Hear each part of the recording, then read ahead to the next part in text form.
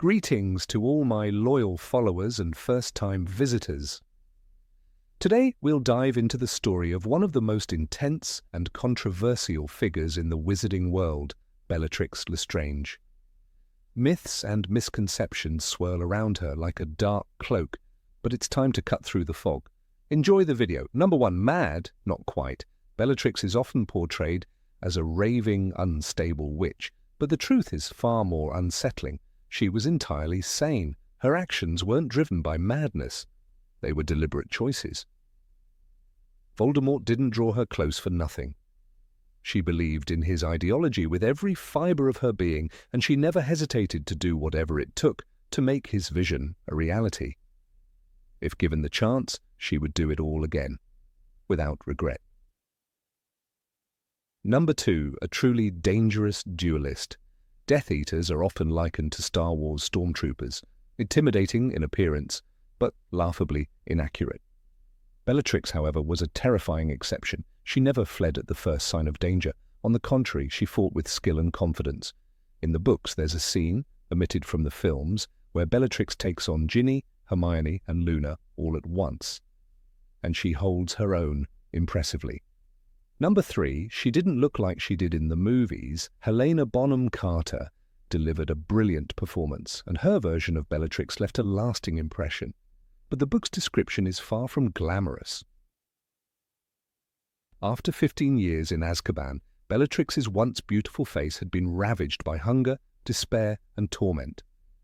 The proud noblewoman had become a gaunt shadow of herself, her eyes dull, her features hollow. That's what true Azkaban looks like.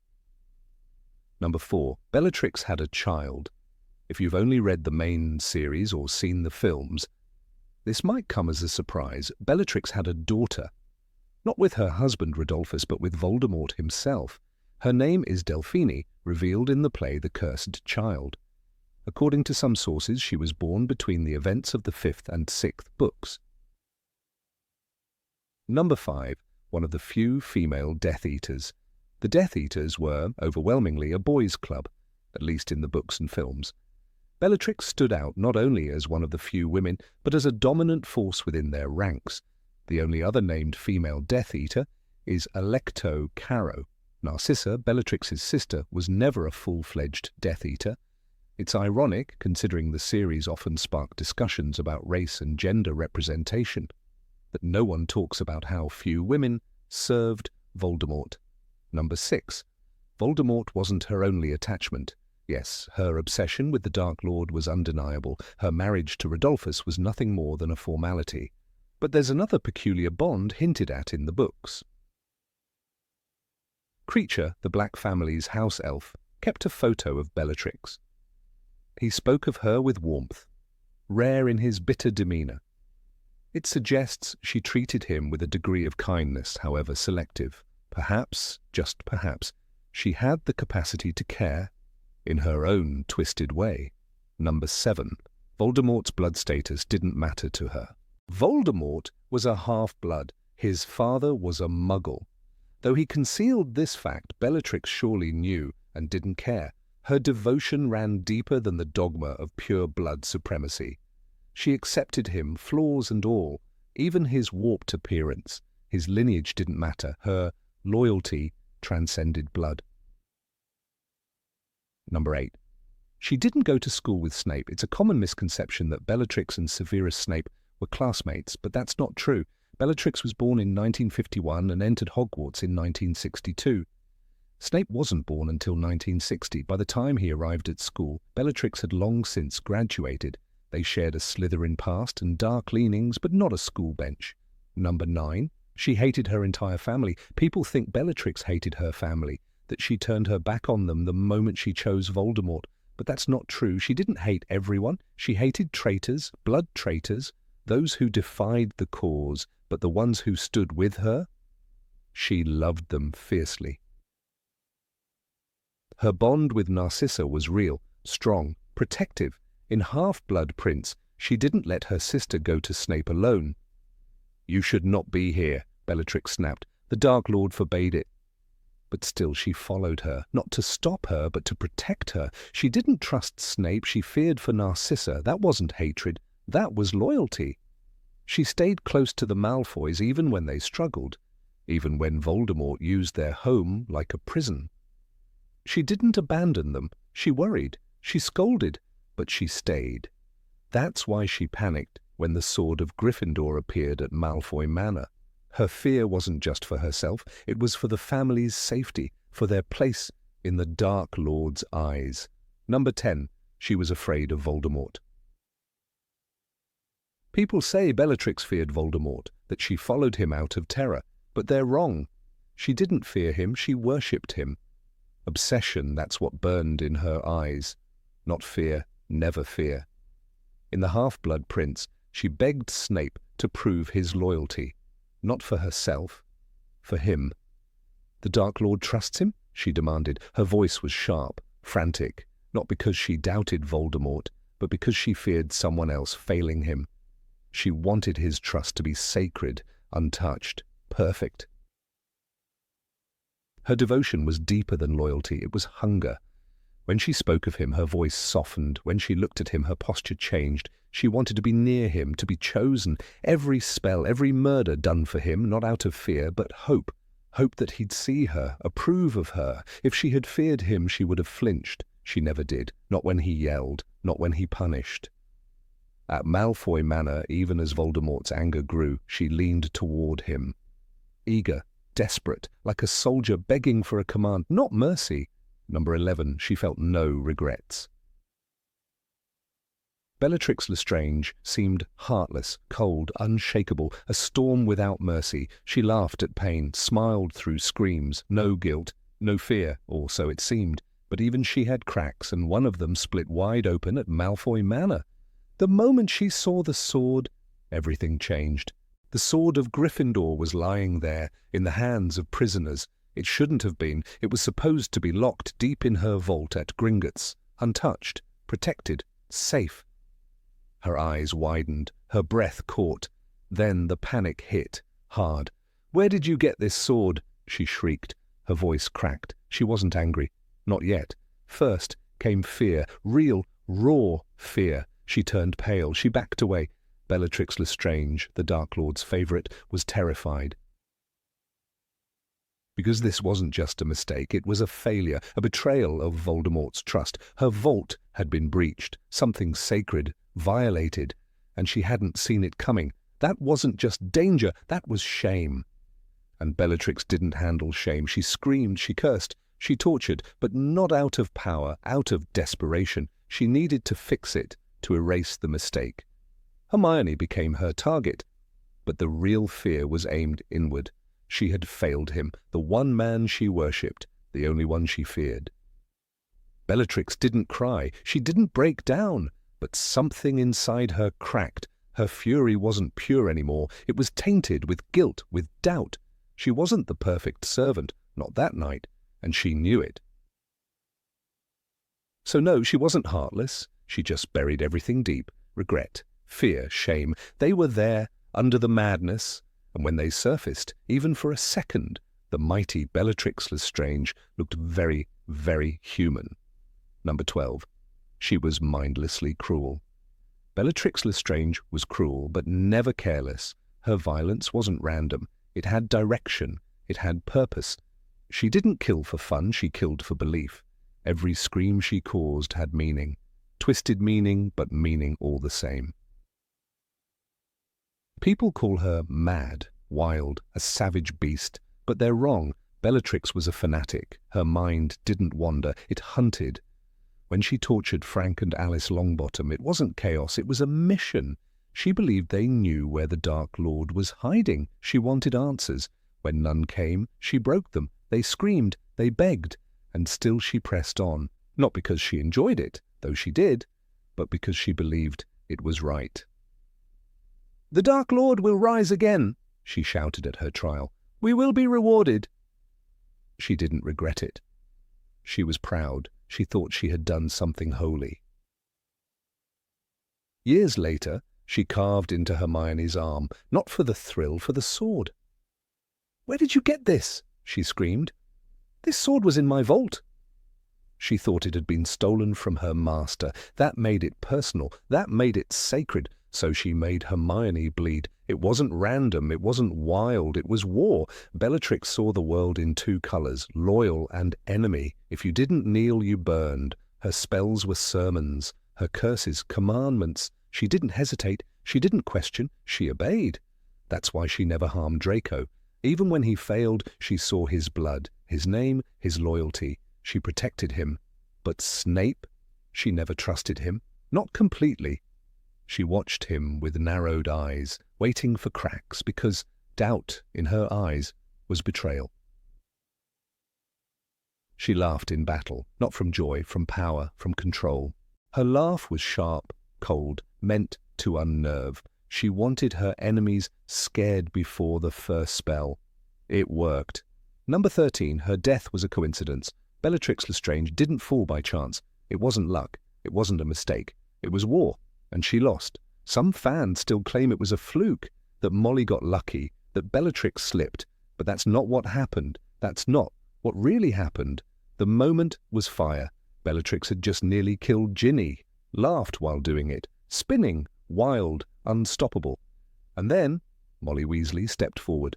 Her face was calm, her voice ice over rage. "Not my daughter, you bitch!" she roared. And the air cracked. Bellatrix grinned, thought it would be easy, a mother with no dueling titles, no dark magic, just a wand and shaking hands. But Molly didn't shake. She moved like thunder. She wasn't casting spells. She was throwing years of love, loss, fear, and fury. This wasn't just a duel. It was heart against madness. Bellatrix had always fought for Voldemort, for blood, for power, for hate. Molly fought for her child, her last girl, her baby. Bellatrix didn't understand that kind of magic. She couldn't. She dodged, laughed, mocked. But Molly was done playing. Every flick of her wand was precise, every strike aimed to end it. Bellatrix couldn't match it, not this, not love sharpened to a weapon, not fury wrapped in protection, not a mother who had already lost too much. And then, one final spell, straight to the heart. Bellatrix froze, her eyes widened, and then she was gone. Dust and silence. Voldemort turned, shock in his face, his fiercest warrior defeated by a mother in an apron. It wasn't luck. It was the most powerful magic of all, love that refused to break. A moment written with purpose, a symbol carved in fire. The fall of Bellatrix wasn't an accident. It was justice, swift, final, and unforgettable. Number 14, she despised weak wizards. Bellatrix Lestrange didn't hate weak magic. She hated weak will. That cold silence, that flicker of doubt, that moment when someone hesitated instead of killing. That's what made her sneer, not shaky spells, not missed hexes, but fear. People think she mocked anyone less powerful. It's not true. Bellatrix respected fire. If you had rage, loyalty, and guts, she'd teach you. She'd break you first, maybe, but she'd build you after, if you proved yourself worthy of the Dark Lord. Draco Malfoy never had power, not real power. He fumbled, he panicked, but Bellatrix didn't laugh. In Half-Blood Prince, she watched him with a look no one expected. Worry. "The Dark Lord has ordered Draco to perform a task," she said. Her voice was sharp, tight. She was afraid for him, afraid he'd die, not because he was weak, but because he wasn't ready. At Malfoy Manor, she snapped, not at Draco, at everyone else. When she realized they'd captured Harry, she didn't celebrate. She screamed, panicked, because if it wasn't really Harry, the Dark Lord would come. And Draco would pay. "He'll kill us all," she shouted. Her fear wasn't for herself. It was for the boy she once cradled in her arms. Peter Pettigrew? That was different. She saw the way he crawled, begged, hid behind others. She spat on him, almost. "Be grateful," she hissed. "The Dark Lord may still find use for you." Not because he was weak, but because he had no spine, no cause, no fire. Bellatrix wanted believers, not just killers. Anyone could cast a curse, but only a few could mean it. Only a few could bleed for the cause. That's what she looked for. That's what she demanded. Number 15, her wand was special. Bellatrix Lestrange's wand was feared, but not because it was rare, not because it was cursed. It was feared because of her. The wand was made of walnut, its core, dragon heartstring, strong, yes, but not unique. Ollivander made plenty just like it. Walnut wands, he once said, often choose those with powerful insight and ambition. That was Bellatrix, obsessive, brilliant, violent. The wand didn't make her dangerous, she made it dangerous. In the department of mysteries, she moved like fire, wild, graceful, deadly. Her spells cracked the air, her laughter chilled the bones. Sirius Black, her own cousin, fell to her curse, not because her wand was stronger, because her soul was colder. "You need to mean it, Potter," she whispered about the Cruciatus curse.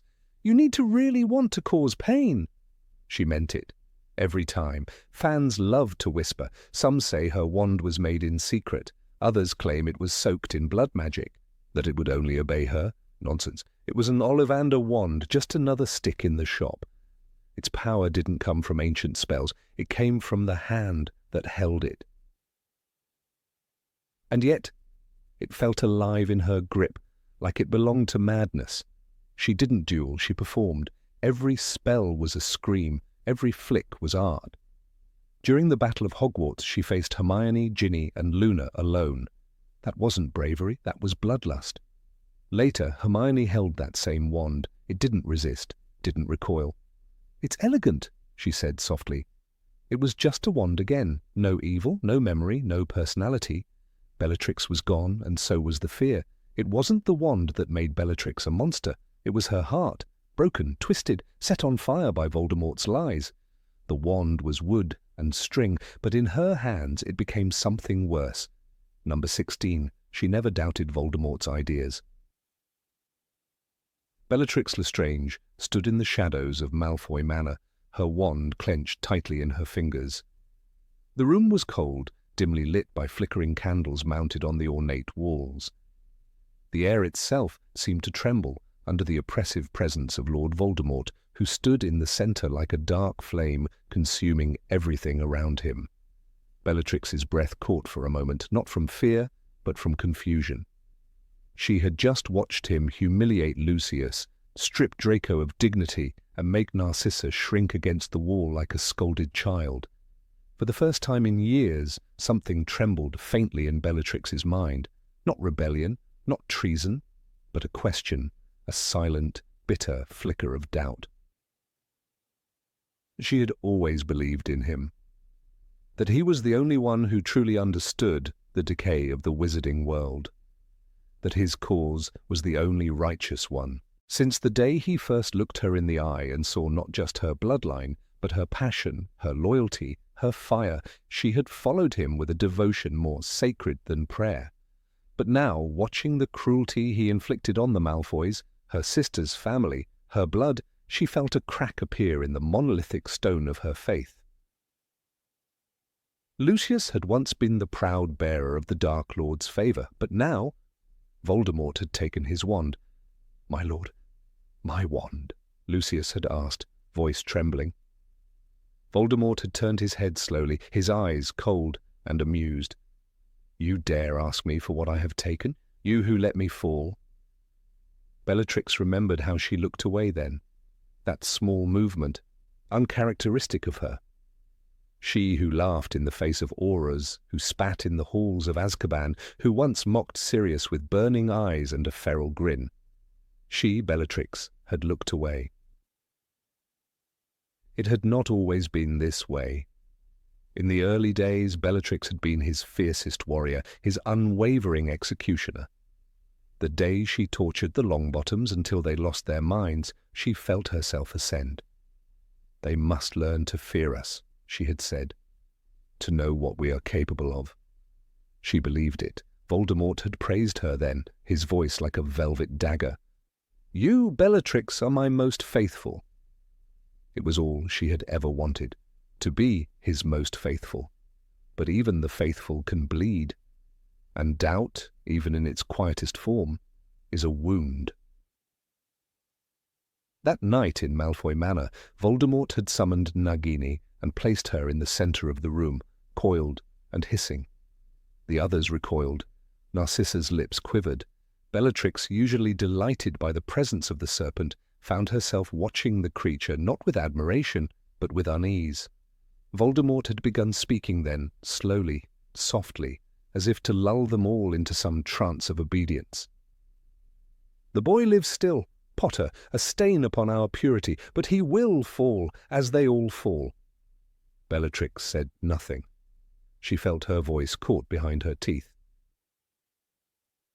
When Hermione Granger was brought in, barely breathing, captured by snatchers, Bellatrix took command. She tortured the girl. Oh yes, she carved mudblood into her arm with a vicious pride. But there was no joy in it. She kept looking toward the Dark Lord, who wasn't even present. Was she trying to prove herself? To drown that whisper of disquiet in the ritual of pain? Narcissa had looked away. Draco had hesitated. And Bellatrix pushed forward, as if trying to bury something that refused to die. Later, in the same room, when Harry, Ron, and the others arrived and chaos erupted, Bellatrix panicked. Not at the threat of death, but at the possibility of failure. She grabbed Hermione, pressed a knife to her throat, and screamed, "Drop your wands, or we'll see how filthy her blood is." It wasn't just a threat. It was desperation. A scream in the dark. Voldemort could not be disappointed. He must not be, because if she failed him, what did she have left? The most haunting moment came during the Battle of Hogwarts. Bellatrix fought with the same madness as always. She laughed, cursed, dueled 3 at once. She taunted Molly Weasley, calling her children by names she barely cared to remember. But when Molly's rage erupted and the spell hit true, Bellatrix froze, not in death, but in shock. For a moment her eyes widened, and she looked to the dais where Voldemort stood. She had expected him to intervene, to protect her. She was his most faithful, was she not? But he did not move. He merely watched. Bellatrix fell, and Voldemort's face remained cold. There, in her final breath, was the answer to the question she had never allowed herself to ask. Would he save her? Would he ever? Perhaps she already knew the answer. Perhaps that night in Malfoy Manor, when he mocked her family, she began to understand.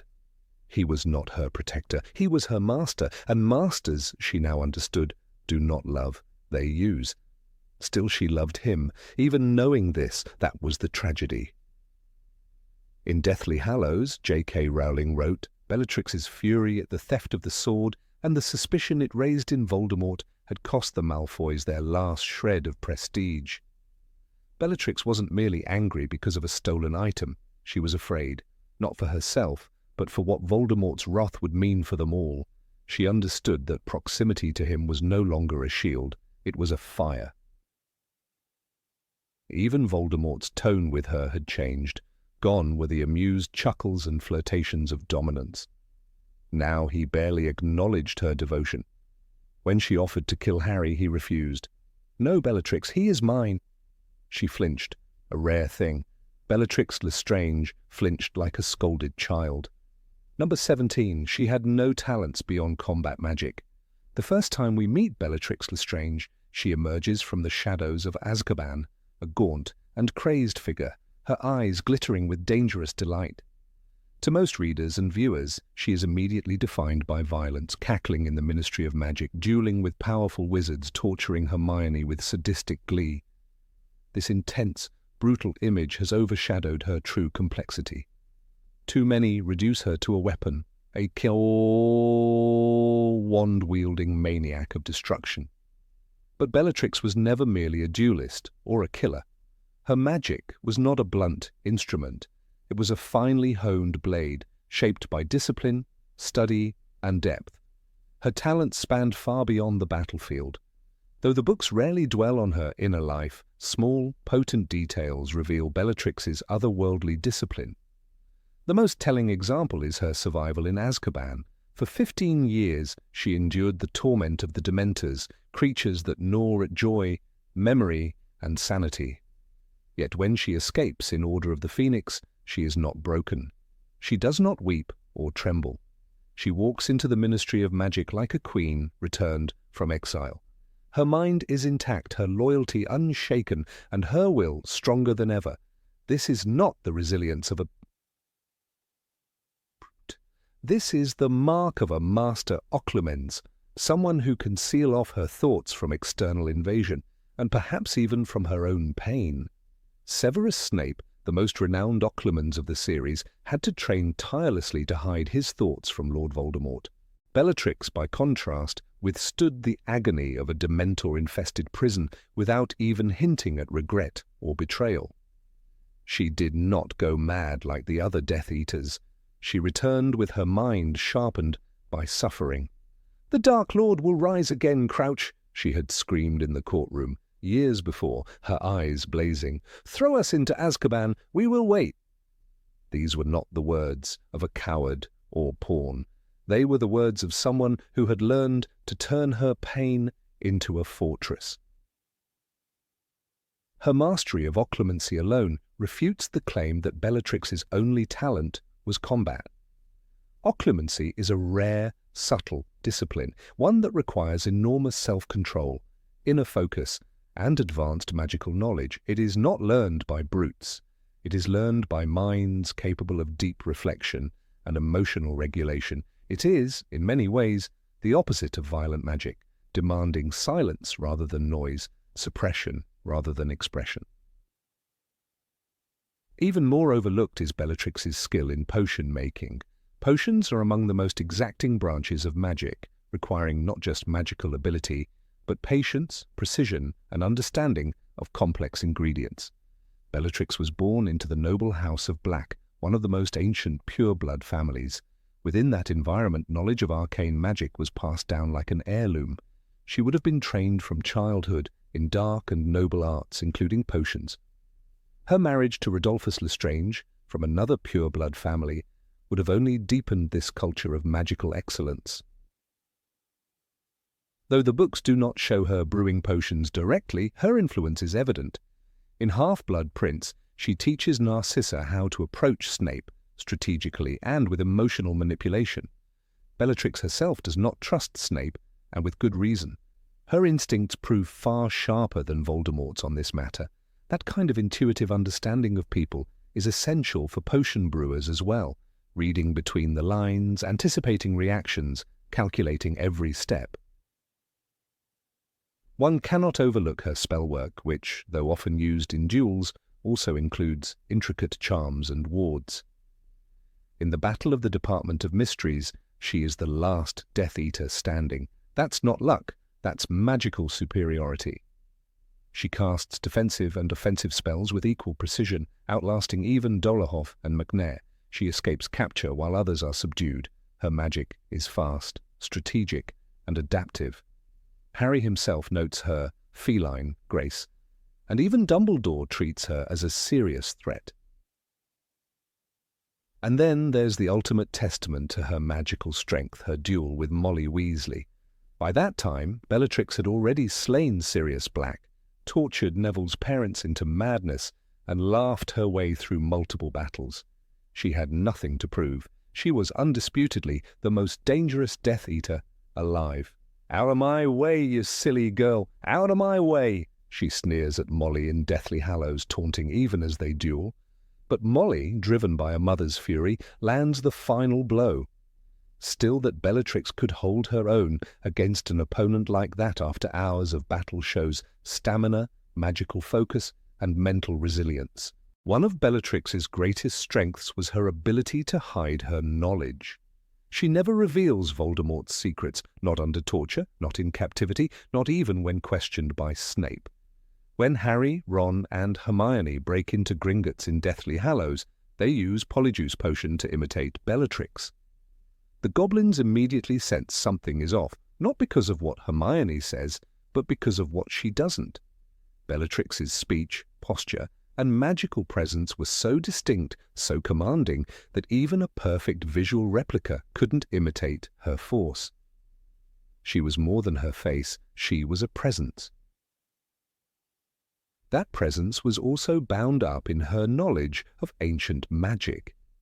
Bellatrix belonged to the generation that still revered the old spells, the ones etched into the walls of ancient castles and buried in the bones of long-dead witches. She did not rely solely on wand work. She knew the unspoken rules of magical society, the binding curses that passed from bloodline to bloodline. Her very name, Bellatrix, the warrior star, was an omen. She knew how to weaponize tradition. She could manipulate the magic of Gringotts, understand the protections of vaults, and invoke ancient spells of allegiance. In Half-Blood Prince, she scorns Snape not just for his loyalty, but for his pedigree. She sees through his half-blood mask and senses his deception. Her hatred isn't random, it's calculated. Bellatrix's intuition borders on the prophetic. She can sense betrayal in a whisper. She can detect falsehood in a glance. "You are either very confident or very stupid, Severus," she says coolly. "We shall see." And indeed, she was the only one who did see. Number 18, she always hated Harry Potter. She always hated Harry Potter, or so it seemed. Whenever Bellatrix Lestrange appeared in the story, her hatred was so intense, so venomous, that readers naturally assumed it had always been there, that she was born hating him. But that wasn't the case. Her loathing was a fire kindled over time, fed by humiliation, failure, and the unbearable truth that a boy, an ordinary boy, was undoing everything she held sacred.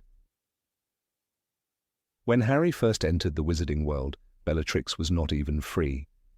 She was locked inside the cold, soul-eating walls of Azkaban, imprisoned for her loyalty. She had tortured Frank and Alice Longbottom into madness for her Dark Lord. She had gone to prison screaming that he would return. Harry Potter was just a name, just a boy. She never imagined she'd meet him. Never imagined he would become the center of her fury.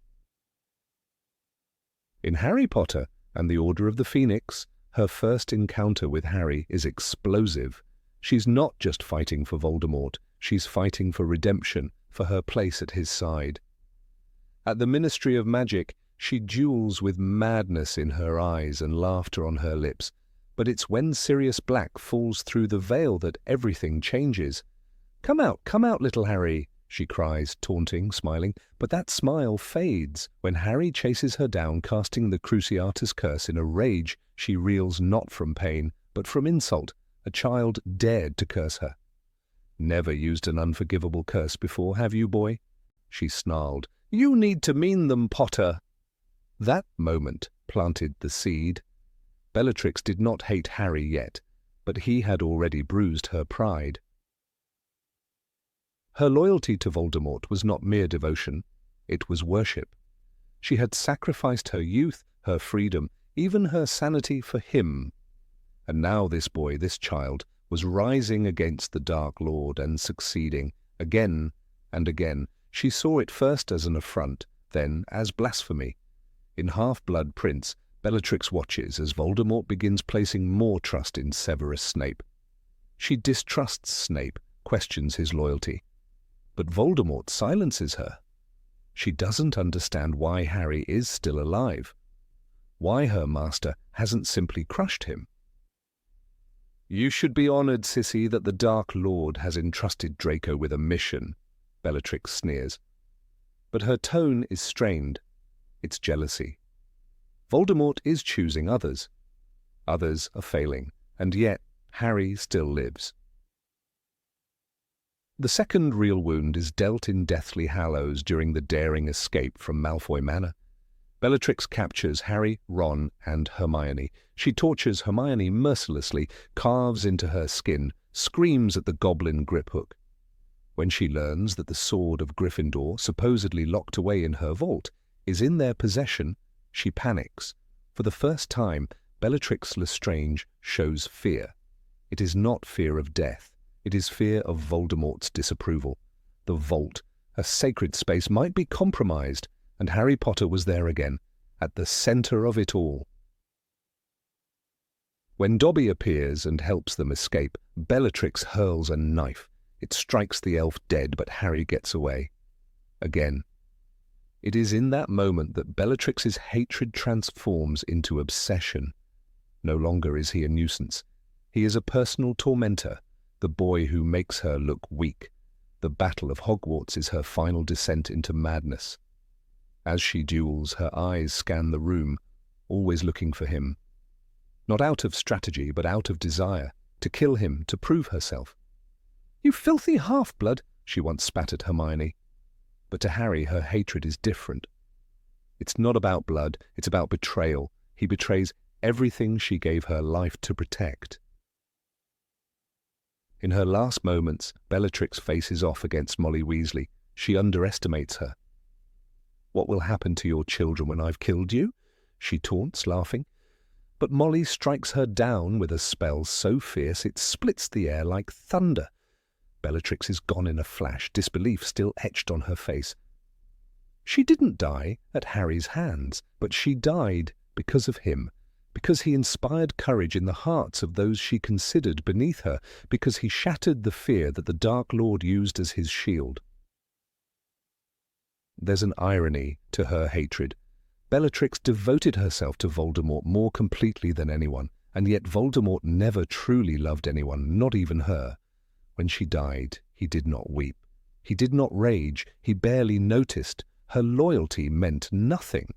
And still, she had spent her last breath trying to destroy the one person who embodied everything she could never understand: love, friendship, and sacrifice. It's important to remember that hatred is rarely born in a single moment. It builds, it feeds on defeat, it drinks the bitterness of failure. For Bellatrix, Harry wasn't just an enemy. He was a symbol of every humiliation, every failed plan, every time Voldemort said nothing after she had tried to please him. In The Half-Blood Prince, when Snape finally makes the unbreakable vow with Narcissa, Bellatrix watches with narrowed eyes. She does not trust Snape. She suspects his motives, but she never questions Voldemort, not once. Her faith is absolute, which makes Harry's victories all the more painful. Each success is not just a win for the other side, it is a wound to her identity. And that is why her hatred becomes so pure. In Order of the Phoenix, as she escapes Azkaban, her joy is palpable. "The Dark Lord has risen again. We shall have our revenge," she screams. She believes she will be rewarded. But Voldemort is distant, cold, and Harry keeps winning. It enrages her, consumes her. One could argue Bellatrix hated many. She spat venom at Tonks, loathed Sirius for his betrayal of the family, despised Dumbledore for his wisdom and power. But none of them lived in her mind rent-free the way Harry did. Even in the final duel between Voldemort and Harry, Bellatrix's influence lingers. She helped shape the stakes, helped push the war to its boiling point. Her fury echoed in every spell. Number 19, she hated Muggles from the beginning. From the moment Bellatrix Black was old enough to understand the world around her, she was already breathing the air of superiority. At number 12 Grimmauld Place, the ancestral home of the Black family, every wall whispered ancient names and every tapestry screamed one message: blood matters.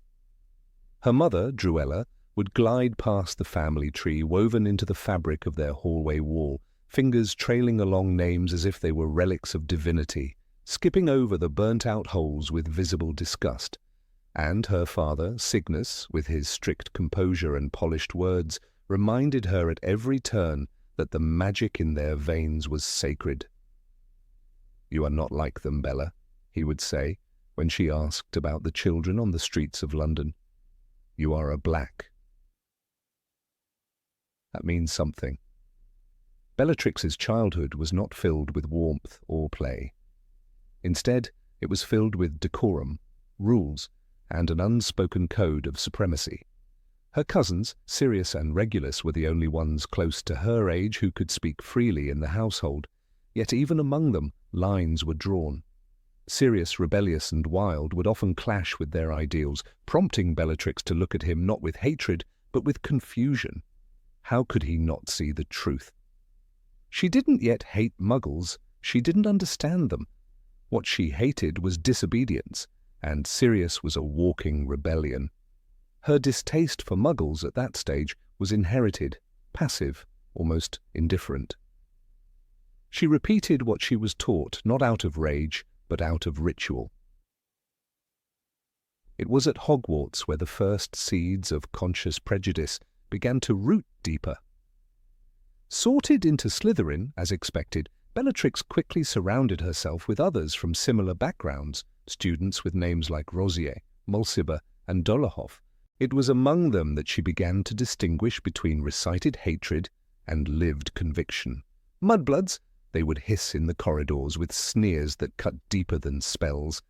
It was in those years that she learned to mock, to scorn, to exclude.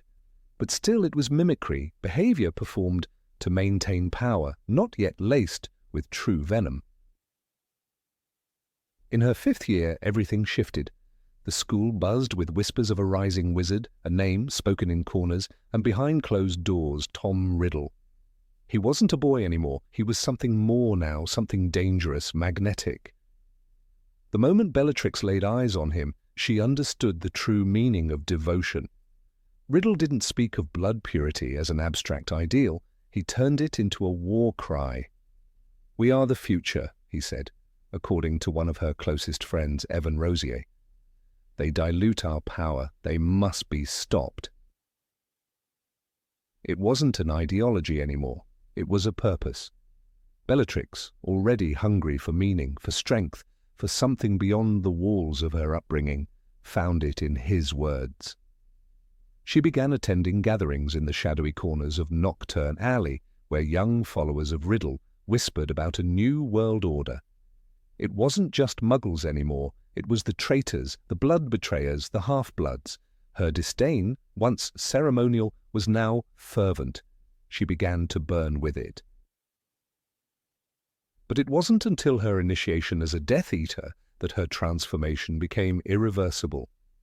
The ritual was secretive and ancient, and though many would never speak of it, Bellatrix carried the memory like a badge of honor. She had knelt before the Dark Lord. He had looked into her eyes and seen something others hadn't, a willingness to do anything. "You, Bellatrix," he had said softly, almost seductively, "were born to serve." She was no longer Bellatrix Black. She was Bellatrix Lestrange, wife to Rodolphus, sworn to Voldemort, branded with the dark mark. And with that mark, her hatred became law. It was no longer enough to scoff at Muggle-borns. She hunted them, she tortured them, and she believed, with every fibre of her being, that she was right. "The Dark Lord is the only one who understands," she told her sister Narcissa once.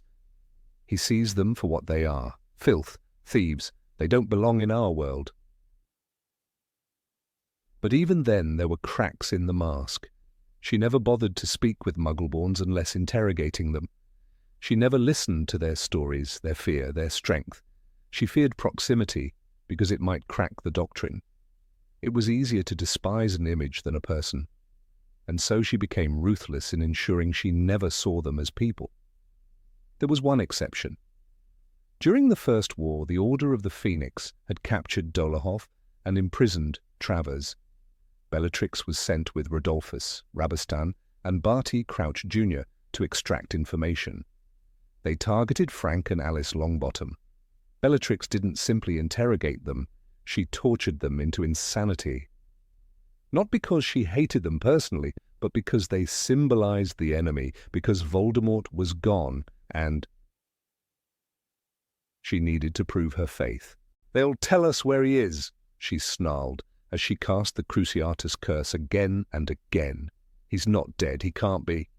But when captured and tried, she didn't beg or cry. She smiled. "The Dark Lord will rise again," she declared, "and you'll all be sorry." It wasn't hatred of Muggles that day. It was love for Voldemort. Twisted, obsessive love. Her actions were born not of personal malice, but of a desperate desire to please her master. Her hatred had become a performance for him. Years passed in Azkaban, and the Dementors couldn't strip away her conviction. "He will come for me," she whispered to the dark, over and over. And when he did, breaking her free, she looked thinner, hollower, but brighter in the eyes. She was ready to kill again. She no longer needed reasons. The ideology was fused to her identity. Her return to the field was marked by the murder of Sirius Black, her cousin, her childhood companion, the one who walked away. "I killed Sirius Black," she screamed in glee after the battle in the Department of Mysteries. There was no remorse. She had severed the last thread connecting her to who she was before the Dark Lord. She no longer saw family, only enemies. Even her own sister Narcissa began to fear her. "He trusts me," Bellatrix told her. "More than anyone else, he will reward me." Her hatred, once taught and then radicalized, had devoured her. When she fought Hermione Granger during the Battle of Hogwarts, she aimed to destroy, not because Hermione had wronged her, but because she was Muggle-born. Her insults were laced with venom. "You filthy little mudblood," she hissed, eyes wild. And yet Hermione fought back, not with cruelty, but with bravery. Bellatrix, in her madness, could not comprehend that courage could come from impurity. Even at the end, as she fought Molly Weasley, there was no reflection, no regret. "Out of my way, you foolish woman," she sneered, underestimating her opponent. And in that moment of arrogance, she fell. Killed not by a powerful curse or a mighty aura, but by a mother protecting her child. Bellatrix, who had spent her life idolizing bloodlines and discarding love, was defeated by the very thing she had always dismissed, human emotion. Bellatrix didn't invent her hatred. She inherited it, then nurtured it, then let it define her. The little girl who once clung to her mother's skirts and listened to tales of black superiority might have become something else had she met different people, had she seen the world with her own eyes. But she never did. She followed the path laid out before her and ran toward the fire. J.K. Rowling described her as fanatically loyal to Voldemort, and that fanaticism became the vessel of her hatred. In Harry Potter and the Half-Blood Prince, Snape mentions her disbelief in anyone's loyalty but her own. "You do not trust me," he says to her coldly, and Bellatrix does not deny it, because trust was reserved for one man alone, the one who taught her that hatred was power. It's easy to label Bellatrix as a monster, but monsters are rarely born, they are made. Her story is one of indoctrination, obsession, and the tragic loss of humanity. She didn't hate Muggles at birth, she was taught to despise them, then she chose to believe it, then she forgot how to feel anything else. Number 20, she always dreamed of becoming Voldemort's right hand. Bellatrix Lestrange never wanted the throne. She never gazed longingly at power for its own sake. Her dreams were not painted in the colours of dominion or political mastery, but in the piercing red of Voldemort's eyes and the hiss of his command. While others plotted for rank, for favour, for the titles that came with proximity to the Dark Lord, Bellatrix craved only one thing: him. She would have gladly vanished into shadow if it meant being close enough to hear the rustle of his robes as he walked by. That she became one of his most feared lieutenants was not the result of ambition, it was the inevitable reward for a loyalty that bordered on worship. It's tempting to reduce Bellatrix to the archetype of the power-hungry witch, clawing her way to the top through blood and fire. But that view flattens the deep, unrelenting obsession that defined her. Even as a girl at Hogwarts, long before she bore the name Lestrange, Bellatrix Black had a peculiar light in her eyes when she spoke of Tom Riddle. Her cousins found it disturbing. Andromeda, always the softer one, whispered once that Bella's interest in the mysterious Slytherin prefect went far beyond the usual. Narcissa dismissed it as infatuation, but their mother knew better. Joella Black had once told Cygnus, "That girl is dangerous, not because she's cruel, but because she believes." Bellatrix believed in Voldemort the way zealots believe in gods. When the dark mark first scorched her pale skin, she cried, not in pain, but in reverence. The symbol was not a tool for her, it was a blessing. She touched it gently at night, murmuring words not unlike prayers. "He is the future," she once told Rodolphus, her husband, with a distant, dreamy look in her eyes. "We are only what he allows us to be." Rodolphus, for all his blood purity and cruelty, was a mere accessory to her true marriage, a spiritual one to the Dark Lord himself. Even during the First Wizarding War, when Voldemort entrusted her with sensitive tasks, she never presumed authority. "My lord, I am your servant," she would repeat, bowing so low her forehead touched the cold stone floor. Others may have sought command. Lucius Malfoy manoeuvred carefully, always hungering for influence, but Bellatrix revelled in orders. She craved them. She flourished not when she led, but when she followed. Each command was a ribbon of favour, a whisper of validation from the only voice that mattered. Her fanatical devotion was most evident during her trial before the Wizengamot after the fall of Voldemort. Where others cowered, denied, begged for mercy, Bellatrix stood straight, eyes shining with something disturbingly close to joy. "The Dark Lord will rise again," she said defiantly, lips curling into a smile, "and when he does, we will be ready for him." Even Barty Crouch Sr. flinched. It wasn't merely that she believed in his return, it was that she relished the thought of suffering for him. Azkaban was not a punishment, it was a pilgrimage. The depths of her loyalty were not just spiritual, but physical. She was the only one to survive Azkaban with her mind intact, or at least so it seemed. 10 years passed in the Fortress of Despair, and yet Bellatrix emerged in the Department of Mysteries as if she had merely taken a dark nap. Her dueling skills had not dulled, her voice still rang with the same dangerous conviction. "He knows I'm loyal," she hissed to Lucius that night, when the Order interfered. "He knows." She struck down Sirius Black, her own cousin, laughing manically as he fell through the veil. Family meant nothing beside her god. Even among Death Eaters, Bellatrix was a figure of discomfort. They feared her not because she was cruel, they were all cruel, but because she loved the cruelty when it came from Voldemort. During the war, she was the first to volunteer for the most horrific assignments. Torture? A privilege? Interrogation? A joy? She never questioned his methods, never doubted his intentions. When Snape dared to suggest she be cautious, she sneered. "Do not pretend to understand my lord's greatness," she spat, her voice thick with disgust. "He trusts me, that is all that matters." Snape's relationship with Bellatrix was always thorny, precisely because she suspected that his loyalty was strategic rather than emotional. "He's cold," she said once to Narcissa. "Too clever? Our Lord does not need cleverness, he needs love." That was the word she used. Love, not respect, not allegiance, love. It horrified Narcissa to hear it, but Bellatrix meant it with the full force of her soul. She would have kissed Voldemort's hem if he allowed it, and perhaps she did. The books remain silent on that detail, but her eyes never did.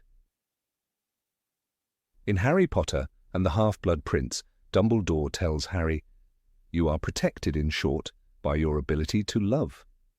It is a tragic irony that Bellatrix, too, was protected by her love, only hers was twisted, parasitic, and weaponized. Voldemort may have been incapable of love, but he recognized devotion when he saw it. He saw in Bellatrix a mirror of his own obsession with control. She would never betray him. Others were pawns. She was the blade. In the Deathly Hallows, when the trio is captured and taken to Malfoy Manor, it is Bellatrix who panics, not out of fear for herself, but for the integrity of her lord's plans. "Where did you get this sword?" she demands of Hermione, her voice rising to hysteria. "What else did you take? What else?" She tortures Hermione not for amusement, but to protect what she believes to be sacred. Every scream is a shield for Voldemort's secrets. This is not the work of a power-hungry schemer, it is the work of a fanatic priestess. And yet, her ambition was never self-directed. Bellatrix never tried to lead the Death Eaters. She never plotted against other lieutenants. She never undermined Voldemort's strategies. Her only ambition was to be closer to him. In that sense, she was tragically successful. He allowed her near. He whispered to her. He gave her tasks of intimate trust. She alone duelled at his side during the Battle of Hogwarts. When Molly Weasley finally struck her down, Bellatrix died laughing because she had fought for him, beside him, until the very last moment. In The Half-Blood Prince, after Snape makes the unbreakable vow, Bellatrix glares at him with open hostility. "You should be honored, Sissy. He doesn't trust me, but he trusts him." Her voice is raw with envy, not because she wanted power, but because she wanted trust. She wanted intimacy. That was her true hunger, not the crown, but the whisper behind the veil. She ached to be the one he confided in, to be the first he summoned. That was the prize. Bellatrix's role in torturing Alice and Frank Longbottom is another example. She didn't do it to ascend the ranks. She did it because she believed it was what Voldemort would have wanted. Even when the war was lost, she continued in his name. When Neville faces her years later, there's no remorse in her eyes. "You should be proud, boy," she purrs. "Your parents were strong. He would have approved." She speaks of Voldemort not in the past tense, but as if he still breathes. Her vault at Gringotts, protected by dragons and ancient curses, held not treasures of ambition, but artifacts of memory. The Hufflepuff cup, hidden there at Voldemort's command, was sacred to her. She would never touch it without permission. The thought of betraying that trust was more frightening than death. And when she realized Harry had broken into the vault, her horror was not for the goblins or the gold, it was for the violation of Voldemort's faith in her. Even her duels were acts of devotion. When she fought Tonks at the Department of Mysteries, she snarled, "You dare fight me? I, who served the Dark Lord with every breath?" It wasn't bragging, it was fury. She believed herself consecrated. Every spell, every curse was an extension of her loyalty. She didn't fight for herself, she fought as an avatar of his will. Her death was not a fall from grace, it was a martyrdom. As she raised her wand against Molly, cackling with defiance, she knew Voldemort watched. Her death wasn't about defeat, it was about being seen. In those final seconds, she was once more at his side, his soldier, his creature, his chosen, and then she was gone. Others, like Lucius, sought influence. Others, like Snape, wore masks, but Bellatrix wore her madness openly. "The Dark Lord does not share power," she screams in the final battle. That line, often quoted, is misunderstood. It's not a warning, it's a creed. She didn't want to share power, she wanted to serve it. She knew what she was, and she was proud. Bellatrix Lestrange was no queen, no general, no ruler in waiting. She was something far more dangerous, a believer without limits. Her greatest achievement was not her place at Voldemort's side, but that she never once doubted she belonged there. Her dream was not to rise, but to kneel. And she did, willingly, joyfully, until her last breath. Number 21. Bellatrix wasn't afraid of death. Bellatrix Lestrange was a vision of madness, dark curls flying, wild eyes glittering with the thrill of destruction. When she fought, she did so with the abandon of someone who appeared to have nothing to lose, as if the very idea of death were a joke told by cowards. But there is a difference between appearing fearless and truly lacking fear. Bellatrix was not exempt from the human instinct to survive. Her dread was simply buried beneath layers of obsession, delusion, and devotion to a man who promised her a world cleansed of weakness. That man was Voldemort, and in her eyes, he was not just a leader, he was a god. When Bellatrix burst into the Department of Mysteries during the events of Order of the Phoenix, she seemed invincible. She laughed maniacally as she hurled curses, danced among shadows, and taunted her enemies. But that laughter cracked when Harry Potter confronted her after Sirius Black, her cousin, fell through the veil. "You have to mean it," she told Harry, egging him on to use the Cruciatus curse, but her voice, for the first time, trembled with something raw. She had seen Sirius die, but that moment wasn't triumphant. It was chaotic. The boy she had dismissed as a child had fought her to a standstill, and worse, the Ministry was no longer in shadows, it was watching. She fled the Ministry that night not as a queen of chaos, but as a hunted fanatic. Her departure was not marked by defiance, but desperation. The book notes that Bellatrix seemed to have lost her nerve. She turned tail and ran, and in those words lies the truth fans often overlook. The supposed fearlessness was gone. She had felt the net tightening. She had felt fear. Even before this battle, there were cracks in her armor. In Azkaban, she survived the Dementors not by being fearless, but by clinging to the ideology of her master like a lifeline. She was heard whispering his name in her sleep. "The Dark Lord will rise again." That mantra was not bravado, it was medicine. It was how she numbed the chill of death that the Dementors brought. That's not what someone without fear does. That's what someone drowning does. Bellatrix's madness is often mistaken for bravery. When she killed with a flick of her wand and a smile, it seemed she didn't care if she died in return. But her reaction to Voldemort's displeasure paints a different picture. During the scene at Malfoy Manor in Deathly Hallows, when Voldemort takes the Elder Wand from Dumbledore's grave, she trembles at his touch. "My lord," she says, her voice thick with reverence and anxiety. That is not the voice of someone who welcomes death.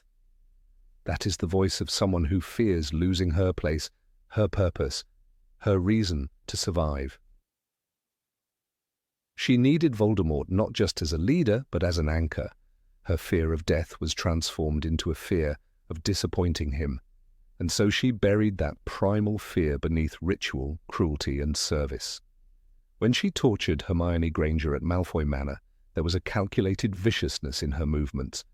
She wasn't lashing out wildly. She was punishing Hermione for being what Bellatrix hated, someone outside the ideology, someone free. Fear for Bellatrix was never gone. It simply wore a mask. The way she interacted with other Death Eaters also reveals her true nature. She mocked Severus Snape relentlessly, yet she distrusted him precisely because he had self-control, something she lacked. When he showed calm in the face of danger, it unnerved her. She didn't understand how anyone could operate without a constant fever of violence. Her madness was her armor, and when it failed, she was exposed. In the Battle of Hogwarts, Bellatrix truly began to unravel. As she fought alongside Voldemort, she seemed to regain some of her old fire, but it was desperation, not confidence. The tide of battle was turning, her master's forces were thinning, and the certainty of victory that had always cushioned her bloodlust began to crumble. She watched as her world, the dream Voldemort promised, collapsed. Her own death was no longer theoretical. It was near. When Molly Weasley stepped forward to face her, Bellatrix sneered. "What will happen to your children when I've killed you?" she said. It was classic Bellatrix, taunting, cruel, and theatrical.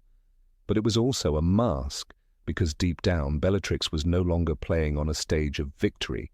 She was cornered. She had killed many, but never had she faced someone like Molly, furious, fearless, and protective.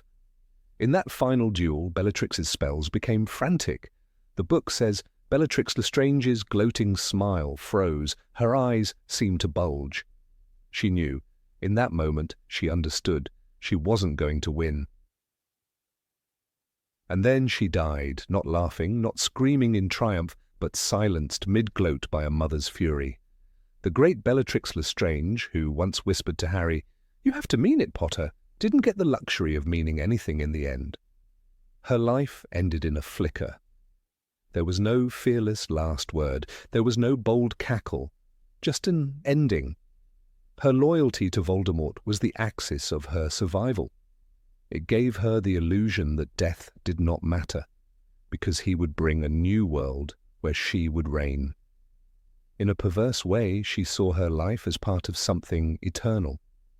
When she told the Death Eaters, "The Dark Lord lives within us all," she wasn't reciting propaganda. She believed it. That belief shielded her from reality, but only until reality knocked the wand from her hand. Bellatrix was many things: a murderer, a torturer, a fanatic, but she was also a human being, twisted by ideology into something that looked like fearlessness. Her devotion was pathological. She loved Voldemort in a way that consumed her. my lord," she whispered, like a prayer when he appeared. She fell to her knees for him, not just out of reverence, but to feel safe. He was her deathless idea, and as long as he lived, she believed she would be protected. Yet Voldemort, for all his promises, was incapable of love. He did not return her adoration, he used her. When she failed, he punished her like any other servant. During the escape from Gringotts, she panicked. Her vault had been breached, and Voldemort's fury exploded across the country. Bellatrix, once proud and manic, became pale with terror. Her shriek when he learned of the loss echoed across the room. Not the shriek of rage, but of fear.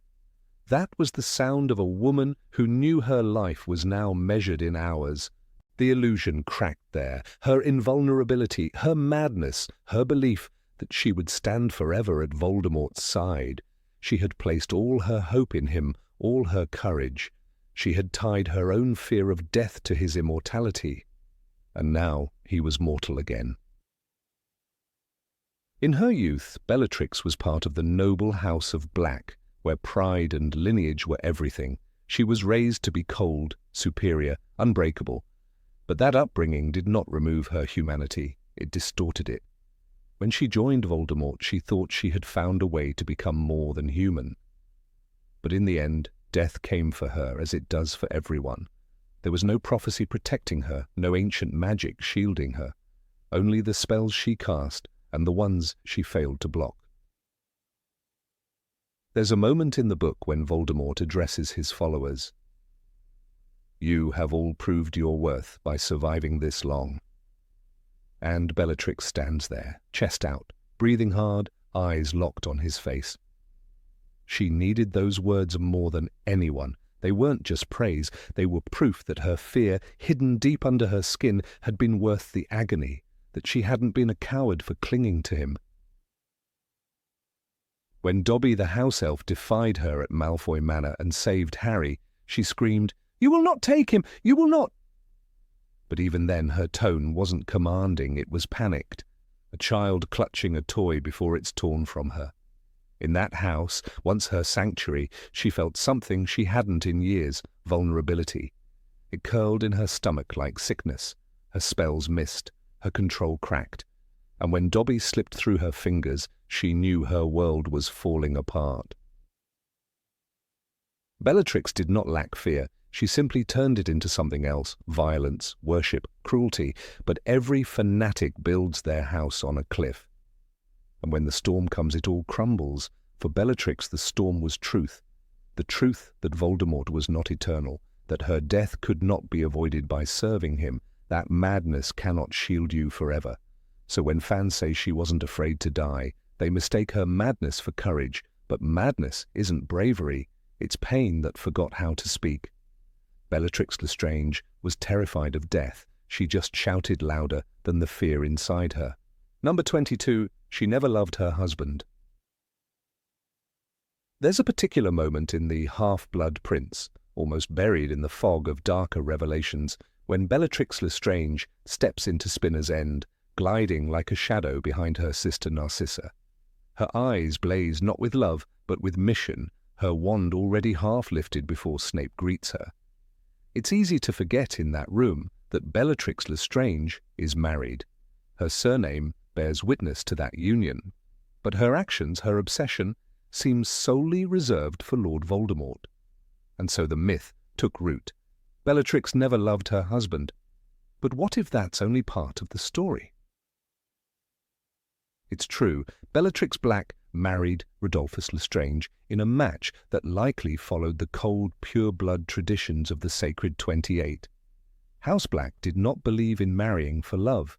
Marriages were tools, alliances to consolidate power, strengthen bloodlines, and reinforce the walls of blood purity. Bellatrix, proud and ambitious, likely accepted her role with the same fervour she poured into everything else. But to assume that her heart remained an empty chamber when it came to her husband is a shallow reading of her nature. Rodolphus was not an insignificant figure. He fought in the First Wizarding War with zeal equal to Bellatrix. He was by her side when they tortured Frank and Alice Longbottom into insanity. And more importantly, he was sentenced with her. 10 years they spent in Azkaban, 10 years in the dark, in the cold, in the unrelenting torment of the Dementors. That kind of suffering either shatters the soul or bonds two people together in a way no wedding vow ever could. Bellatrix never speaks much of Rodolphus. That silence has been interpreted as disdain. But Bellatrix is a woman who rarely offers sentiment even when it runs deep. Consider her reaction to Sirius Black's death. "He's just a boy!" she shrieked at Harry, mocking his pain.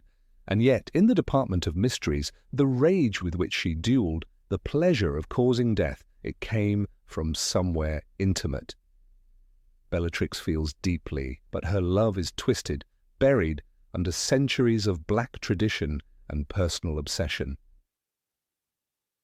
We cannot talk about Bellatrix without talking about Voldemort.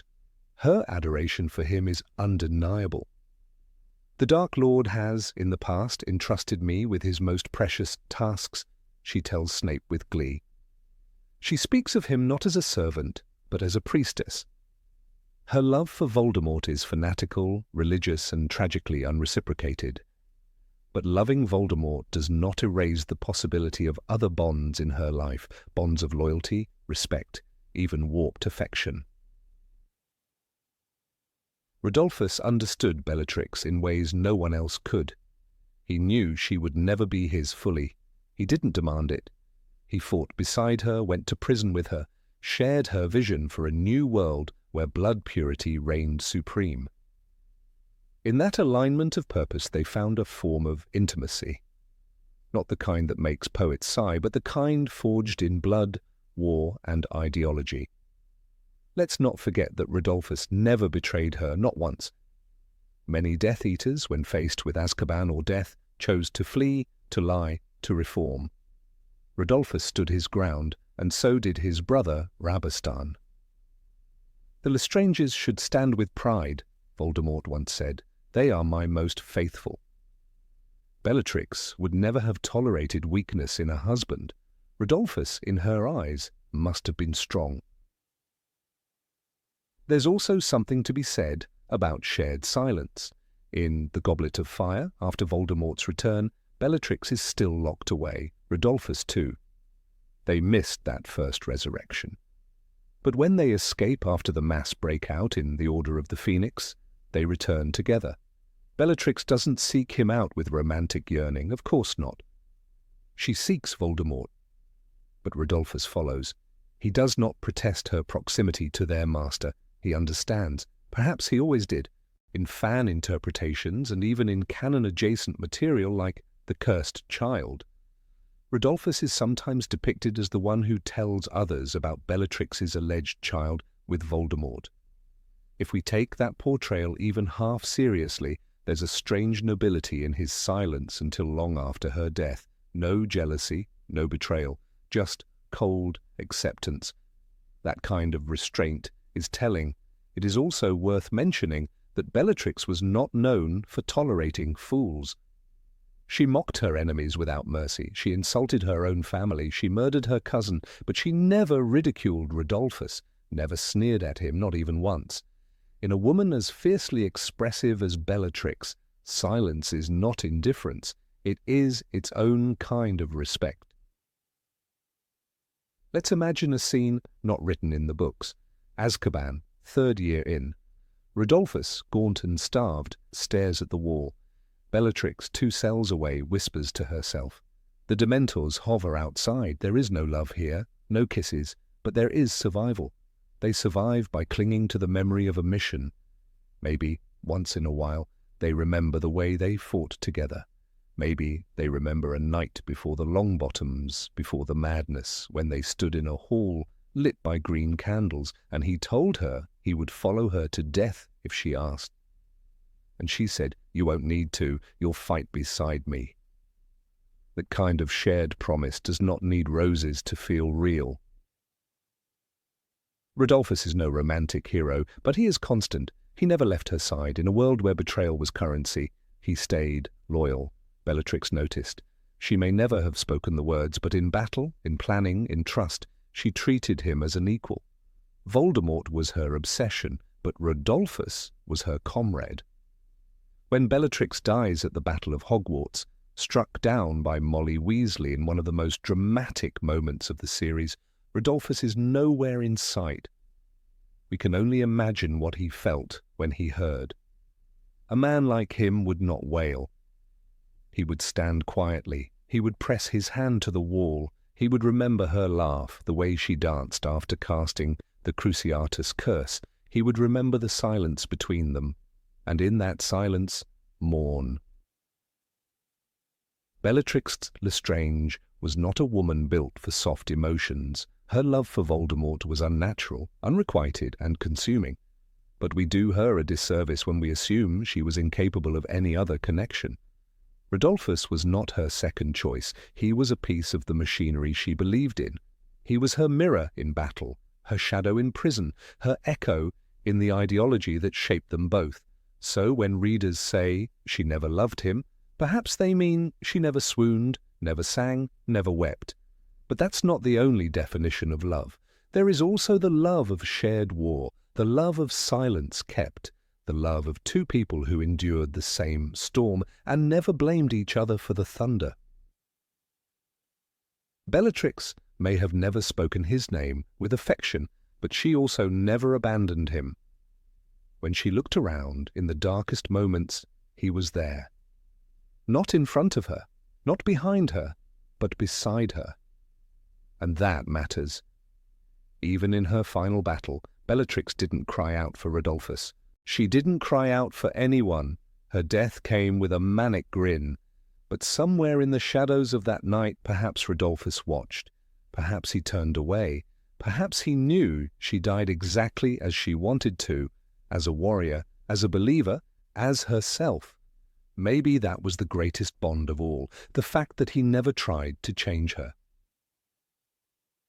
In the end, the tragedy of Rodolphus and Bellatrix is not that they lacked love. It's that their love was shaped by the world they chose, a world of pain, ideology, and devotion to a man who saw them all as pawns.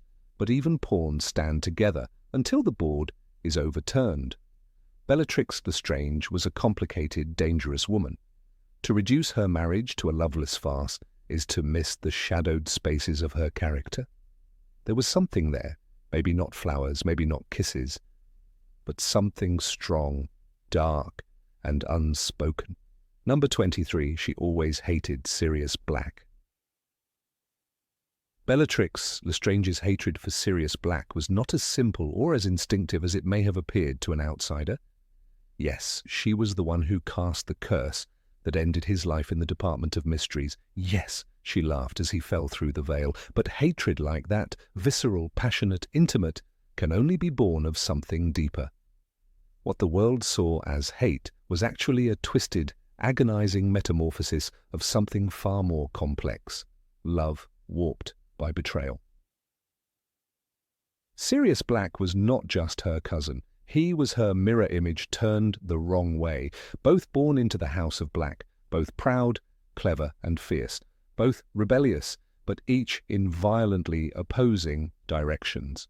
As children, they had played together under the heavy tapestries of number 12, Grimmauld Place. Bellatrix, the eldest, was already cruel, already intoxicated by the whispers of bloodline and superiority. But Sirius had not yet chosen his side. she had once hoped he would. In their youth, Bellatrix would call him our little lion, both mocking and fond. Always roaring, she used to tease him when he spoke against family rules. But even lions bleed. Sirius would roll his eyes at her drama, but she saw the flicker of admiration when she performed hexes with skill beyond her years. She believed then, naively, that Sirius's defiance was a phase, that one day he would see the world as she did, one where blood ruled all and power was a birthright, not a reward. The moment that changed everything wasn't when Sirius was sorted into Gryffindor. It wasn't even when he ran away from home at 16. No, for Bellatrix, the moment of no return came later, when she saw his name inked among the ranks of Dumbledore's Order of the Phoenix. When he dared to stand with Muggleborns, half-bloods and traitors, he didn't just leave his family. He declared war on it. She felt it like a knife. She who had endured the harsh expectations of their lineage with pride, she who had married into the sacred and equally fanatical house of Lestrange to strengthen the bloodlines, she who had chosen the Dark Lord when others cowered in fear. She saw Sirius's defection not merely as betrayal, but as sacrilege. He was not just wrong, he was dangerous, and worst of all, he made her feel foolish for once having faith in him.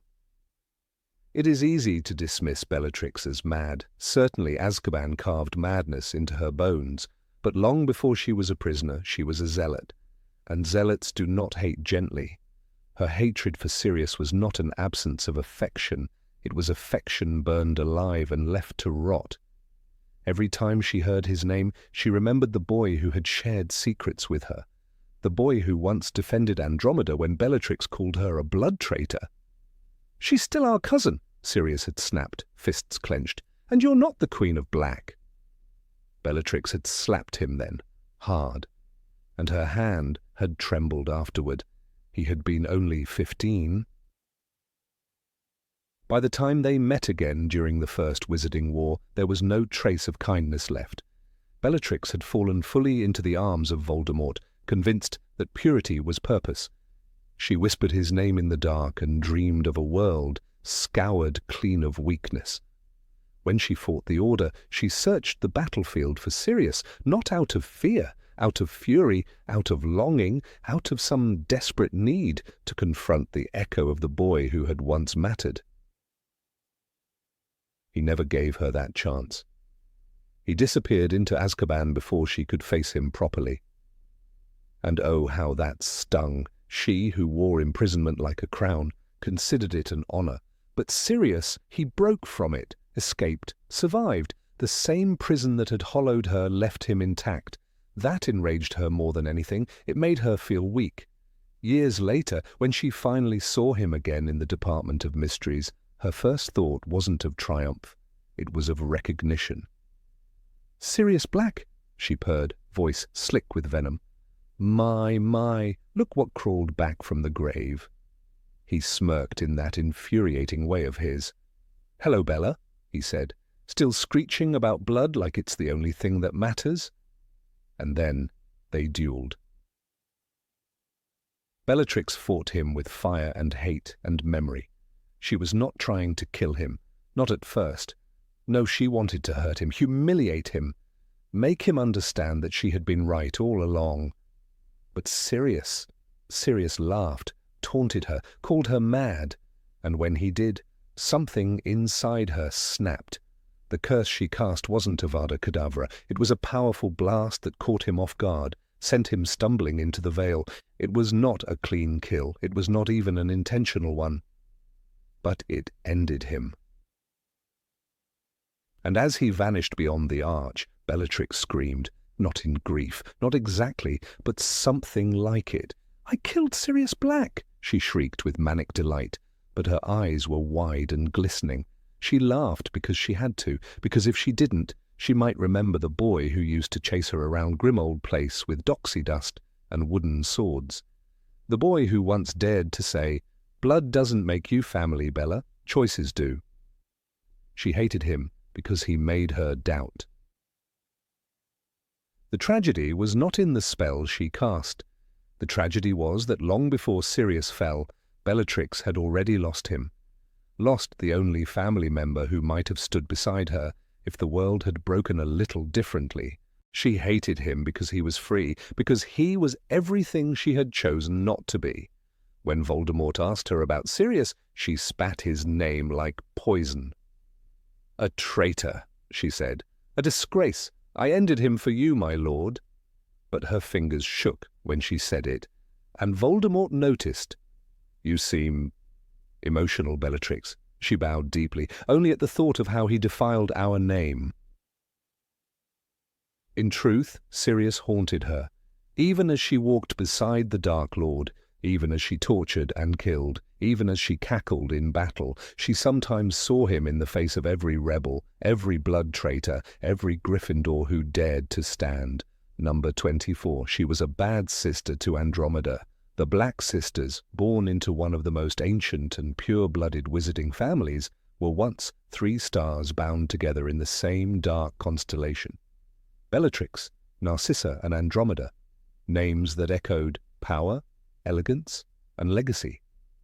Yet while Narcissa clung to the family's expectations with measured grace, and Andromeda dared to break free, it was Bellatrix who took the family pride and turned it into a weapon. But before she became the cruel, fanatical Death Eater known to the world. Bellatrix was a sister, and once upon a time she loved Andromeda. Their childhood at Black Manor in London was filled with strict etiquette, silver candlesticks and long corridors, heavy with portraits that watched every move. The Black household taught their daughters that blood was sacred, that muggles were filth, and that betrayal was the worst sin. But children, even children of such a house, sometimes find ways to love before they learn to hate.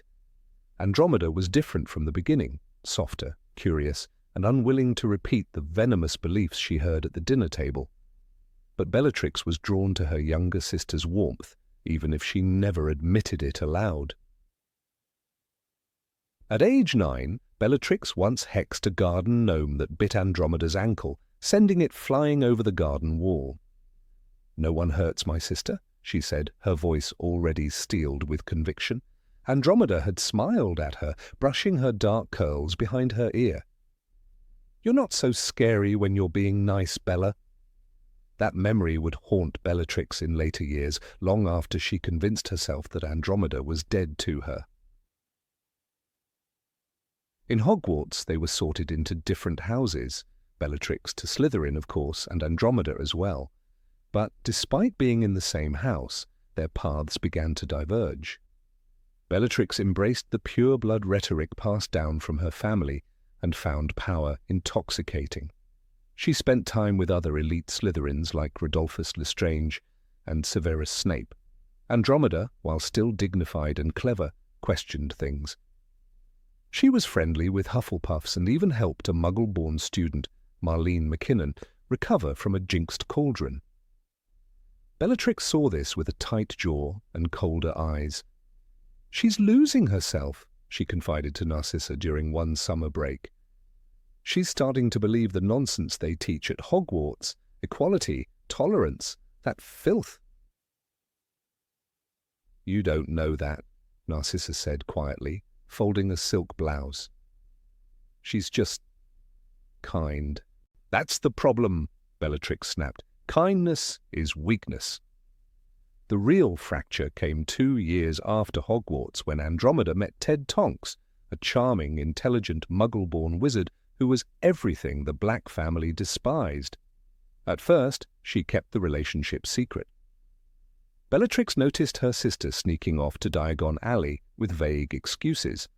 When Bellatrix finally followed her one day, using a disillusionment charm, she saw Andromeda holding hands with the man. Not just walking, holding hands. Her fury was immediate. "You're dirtying yourself," she spat that night, confronting Andromeda in their family's drawing room. "You know what he is, and yet you touch him like he's your equal." Andromeda's lips trembled, but her voice was firm. "He is my equal, Bella. He's better than half the blood purists you spend your time with." Bellatrix raised her wand, shaking. For the first time in their lives, she didn't see her sister. She saw a traitor. "You're a disgrace." Andromeda stared at her, unblinking. "And you're a coward, too afraid to see the world outside this cursed house." She left that night.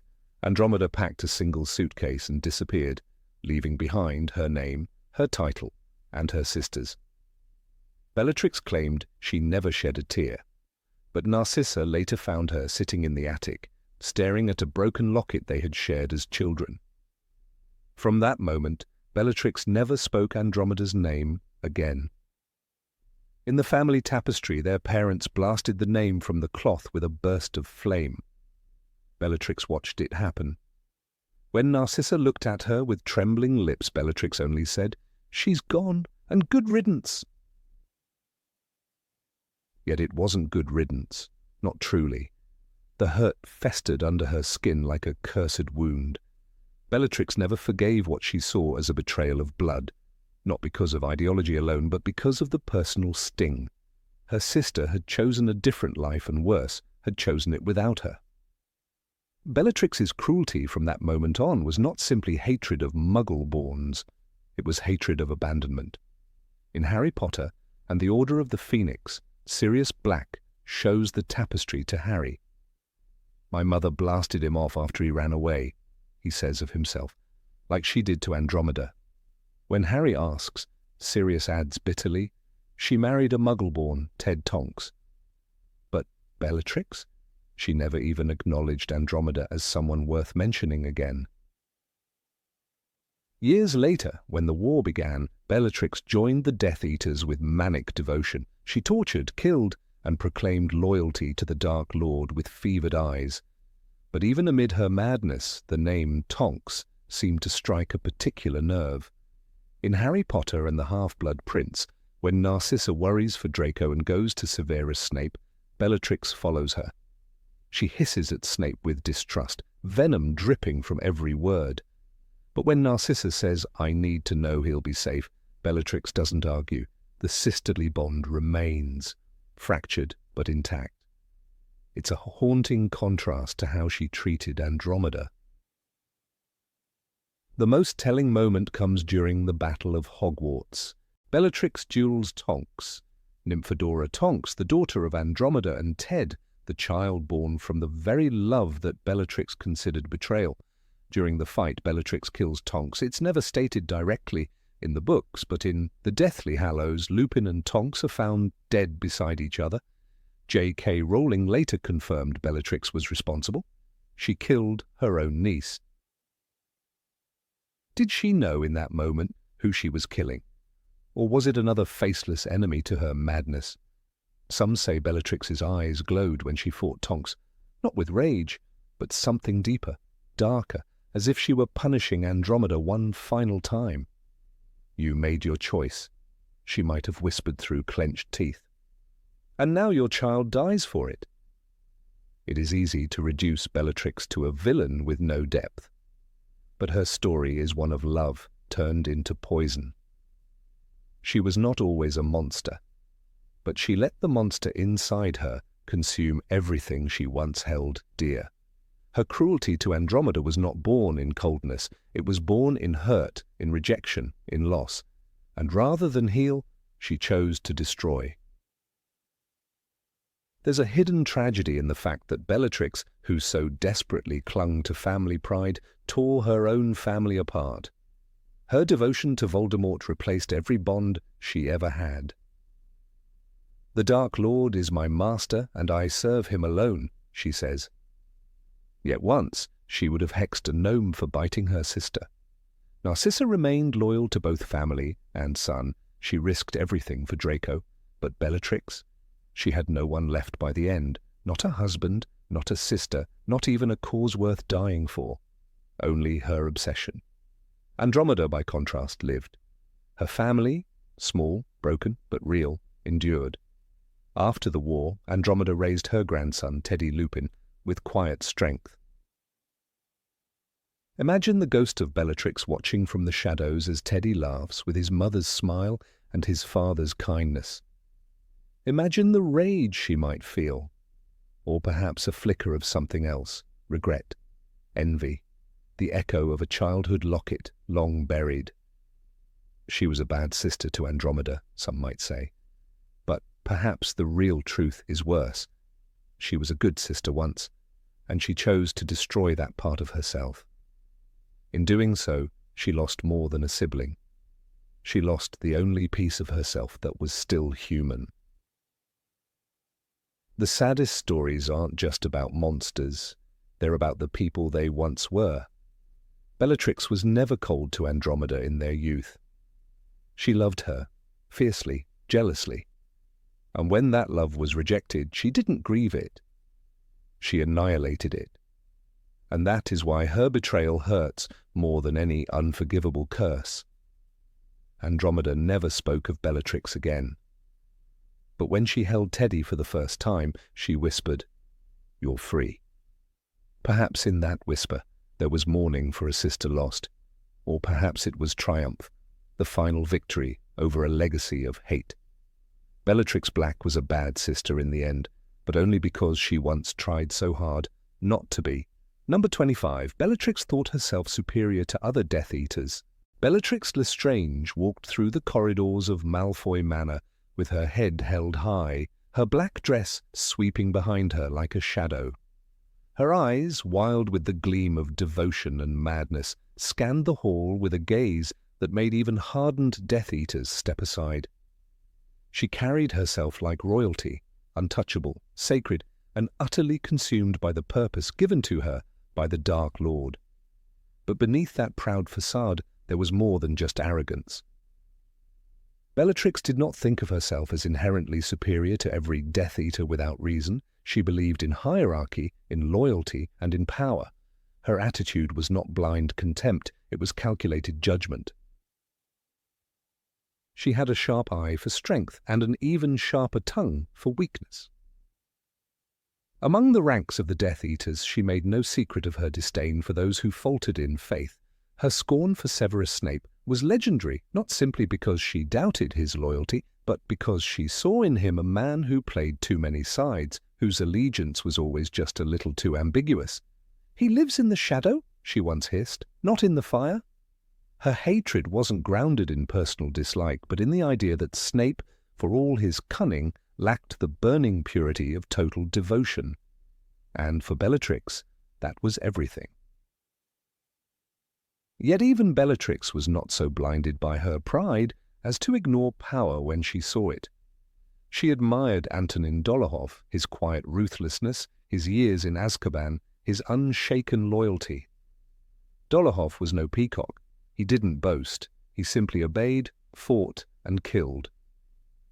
When he returned after the First War, broken but still loyal, Bellatrix approached him not with sarcasm or disdain, but with a nod of acknowledgement. That was her way of showing respect. To those who had bled for the Dark Lord, she offered more than insults. She offered a silent brotherhood bound in darkness. Bartholomew Crouch Jr. was another name that escaped her usual ridicule. In fact, she respected him deeply. He, like her, had drunk from the same cup of fanaticism. In the courtroom of the Wizengamot, as she was dragged to Azkaban, Bellatrix did not plead. She smiled, she laughed, she screamed, "The Dark Lord will rise again!" And beside her, Bartemius Crouch Jr. mirrored her madness with a look of terrifying calm. She saw in him not a boy, but a prophet of vengeance. Years later, when he resurfaced, broken free from the Imperious curse, Bellatrix accepted him without question. She never mocked him. She saw his suffering, his loyalty, and she recognized a fellow zealot. Her scorn was reserved for those who hesitated. Take Lucius Malfoy, for instance. She never respected Lucius after his fall from grace. In the early days, she had tolerated him because he was wealthy, influential, and a direct line to the ministry. But Bellatrix always believed that Lucius served not out of belief, but out of ambition. And ambition was a weak substitute for faith. After his failure at the Department of Mysteries and the disgrace that followed, Bellatrix looked at him with unconcealed contempt. "You have shamed us," she spat, in Harry Potter, and the half-blood prince. You let the boy escape. Lucius had lost more than favor. He had lost Bellatrix's respect. She was never afraid to challenge even those close to her. Narcissa, her own sister, was another matter. Bellatrix loved her but distrusted her softness. When Narcissa begged Snape to protect Draco, Bellatrix followed her to Spinner's End, sneering at the very idea of placing faith in someone like Snape. "You're not trying to make him swear to protect the boy?" she asked, with a mixture of disbelief and disgust. Bellatrix lived for the cause, family came second, and she could not forgive hesitation, even in blood. Bellatrix was not stupid. She understood the hierarchy of the Death Eaters better than anyone. She knew that the Dark Lord valued power, not heritage, and she respected that. Though she herself came from the ancient House of Black, she never rested on blood alone. Her loyalty was earned through action, through pain, through sacrifice. In Azkaban she did not break. "The Dark Lord will rise again," she told her captors with wild conviction. It wasn't a prediction, it was a promise. Her respect for power extended even to Voldemort's other creatures. Fenrir Greyback, the savage werewolf, was someone Bellatrix never openly mocked.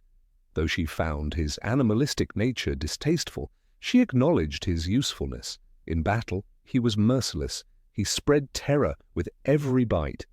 Bellatrix didn't need to like someone to respect their role in the grand design. If they brought fear and death, they were welcome at her table. One of the few moments in the series where Bellatrix shows a twisted form of camaraderie is during the battle in the Department of Mysteries. She fights alongside Dolohov, Rodolphus, and Rabastan with strategic coordination. She doesn't shout orders, she trusts them to know what to do. "Get the boy!" she screams, and the others move without hesitation. It's a display of a grim, lethal unity, one built not on friendship, but on shared obsession. Still, Bellatrix's pride was immense. When she dueled Tonks at the Battle of the Astronomy Tower, her laughter rang out through the chaos. "You're a disgrace to the family," she mocked. But there was venom in her words, not just mockery. She couldn't forgive betrayal. To her, traitors weren't just enemies, they were blasphemers. She held herself as a priestess of Voldemort's cause, and anyone who broke that code was to be destroyed. During the events of Harry Potter and the Deathly Hallows, Bellatrix's behavior becomes more extreme, more desperate. The Malfoy Manor scenes show a woman whose arrogance is fueled by fear. She tortures Hermione not simply for fun, but because she's terrified the sword of Gryffindor has been stolen from her vault. "How did you get into my vault?" she screams. In that moment, Bellatrix isn't just proud, she's frightened. She believes herself chosen, elevated above all, and the thought that someone could defile what was hers shatters her composure. Even in her final duel, Bellatrix fights with the ferocity of someone defending more than just her life. She fights for her title. Her battle with Molly Weasley is legendary.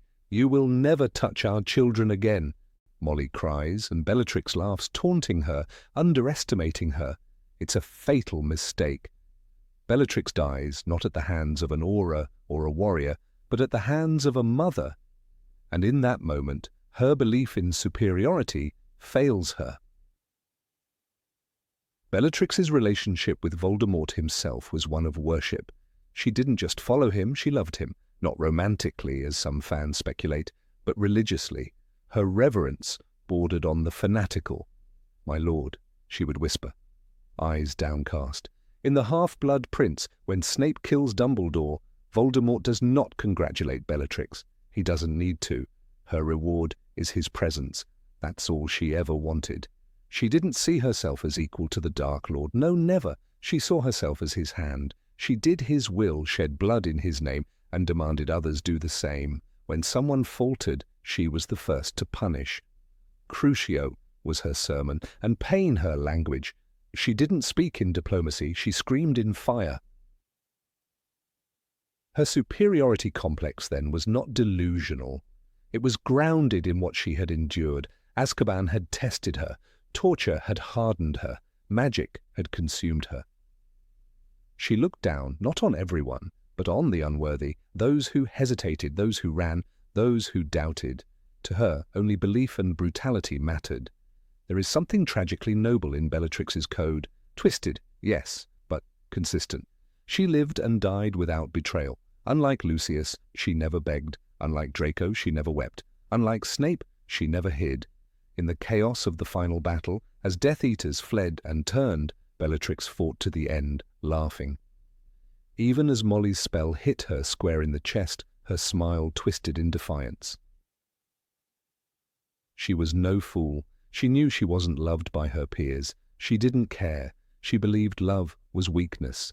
She mocked Narcissa's tears, spat at Andromeda's marriage, and cursed Tonks's existence. In the Black family tree, she was the one unbroken branch, twisted, yes, but unyielding. Bellatrix Lestrange was not a leader. She never tried to command armies. She was a weapon, a sword wielded by Voldemort, honed on blood and sharpened by conviction. Her sense of superiority was not about ruling others. It was about cleansing the ranks of weakness. She saw the world as divided not by blood, but by fire. Those who burned with belief and those who merely smouldered. And for those who burned brightest, Bellatrix offered something rare, respect. To Dolohov, to Barty Crouch Jr., even to Greyback, in her own way. Her cruelty was not random, it was theological. In the end, Bellatrix's greatest enemy was not the Order, not Harry, it was doubt. And as long as her heart beat, she never let it touch her. That, more than anything, is why she walked taller than the others, not because she was mad, not because she was proud, but because she believed. Number 26, she was incapable of mercy. Of all the names whispered in fear during the Second Wizarding War, few evoked as much terror as Bellatrix Lestrange. Her laugh alone could curdle blood. Her eyes, wide and mad, spoke of a soul consumed by darkness. She tortured for pleasure, killed without remorse, and served Lord Voldemort with a devotion bordering on religious mania. She was, in the eyes of many, a creature incapable of mercy. But is that the whole truth?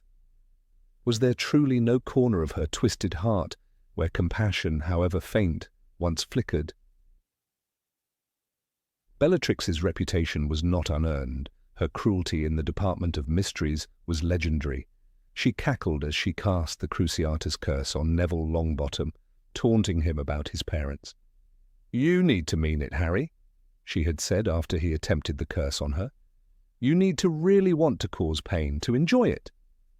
That single line captured her essence. Someone who didn't just use dark magic, but relished in it.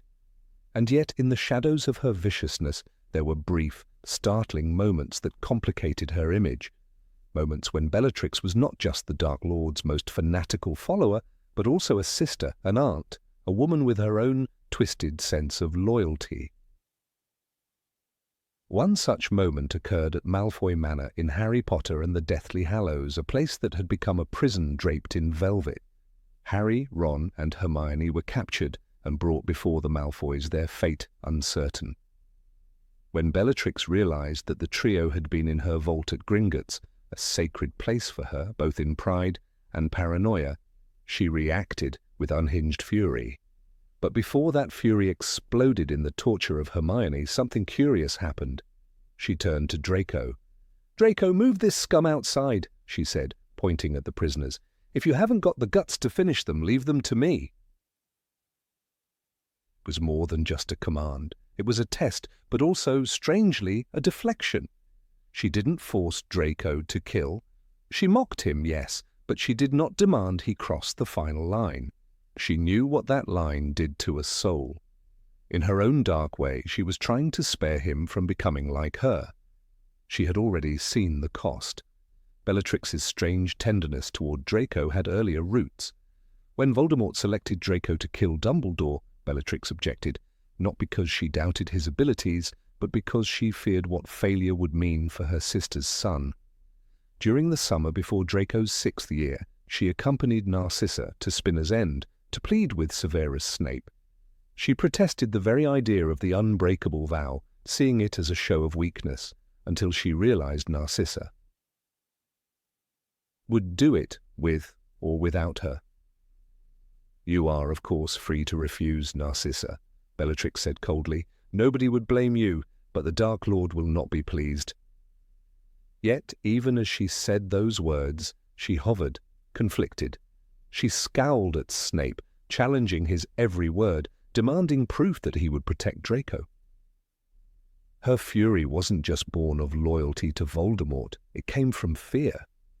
She knew what Voldemort could do, she had seen it, perhaps she had even felt it. She didn't want that fate for her nephew. And what of Narcissa, her sister?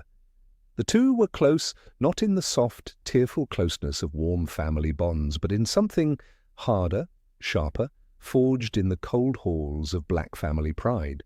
Bellatrix mocked, scolded, even belittled her sister. But when Narcissa asked her to come to Snape's home, Bellatrix followed. She didn't need to. She could have refused. But she came. "She has made me come," Bellatrix growled as they entered Spinner's End, her tone full of resentment. But she came nonetheless. And when Snape raised objections, it was Bellatrix who tore into him. "You ought to be honored, sissy," she snapped. "He's giving you an audience. He seems to think it's beneath him to answer your questions." In those moments, she wasn't Bellatrix the killer. She was Bellatrix the protector, feral, furious, and cornered. Her love wasn't gentle. It was the desperate love of a wolf for its pack, snarling at anything that threatened them. There's another scene, easily overlooked, that reveals more than it seems. When the Battle of Hogwarts begins, Bellatrix fights like a whirlwind. But she isn't just attacking at random, she moves with purpose, always seeking one person, Harry Potter. And yet when the final duel approaches, she shifts her focus. Not to the boy who lived, but to Ginny Weasley. When Ginny nearly dies in the battle, Bellatrix laughs, delighted. Her curse misses by inches, but then, like a blade through darkness, Mrs. Weasley steps in. "Not my daughter, you bitch!" Molly roars, and the room stills. It is Molly, not Harry, who ends Bellatrix. But why did Bellatrix target Ginny? Perhaps because Ginny reminded her of herself, fierce, loyal, defiant. Or perhaps she saw Ginny as Harry's heart and wanted to crush it. Either way, her focus wasn't on power anymore. It was personal. And yet in all this we return to a single truth. Bellatrix did not kill Draco. She didn't demand that he fight. She didn't push him to murder. When Voldemort turned his gaze on the boy, Bellatrix stayed silent, but in that silence was pain. There's another whisper of mercy in her obsession with Voldemort. She didn't serve him simply out of fear or ambition. She worshipped him. In The Half-Blood Prince, Harry watches her as she kneels before Voldemort, her voice reverent, her eyes shining. "My lord, it is an honor to serve." Some called it madness, others called it love. But what if, twisted as it was both?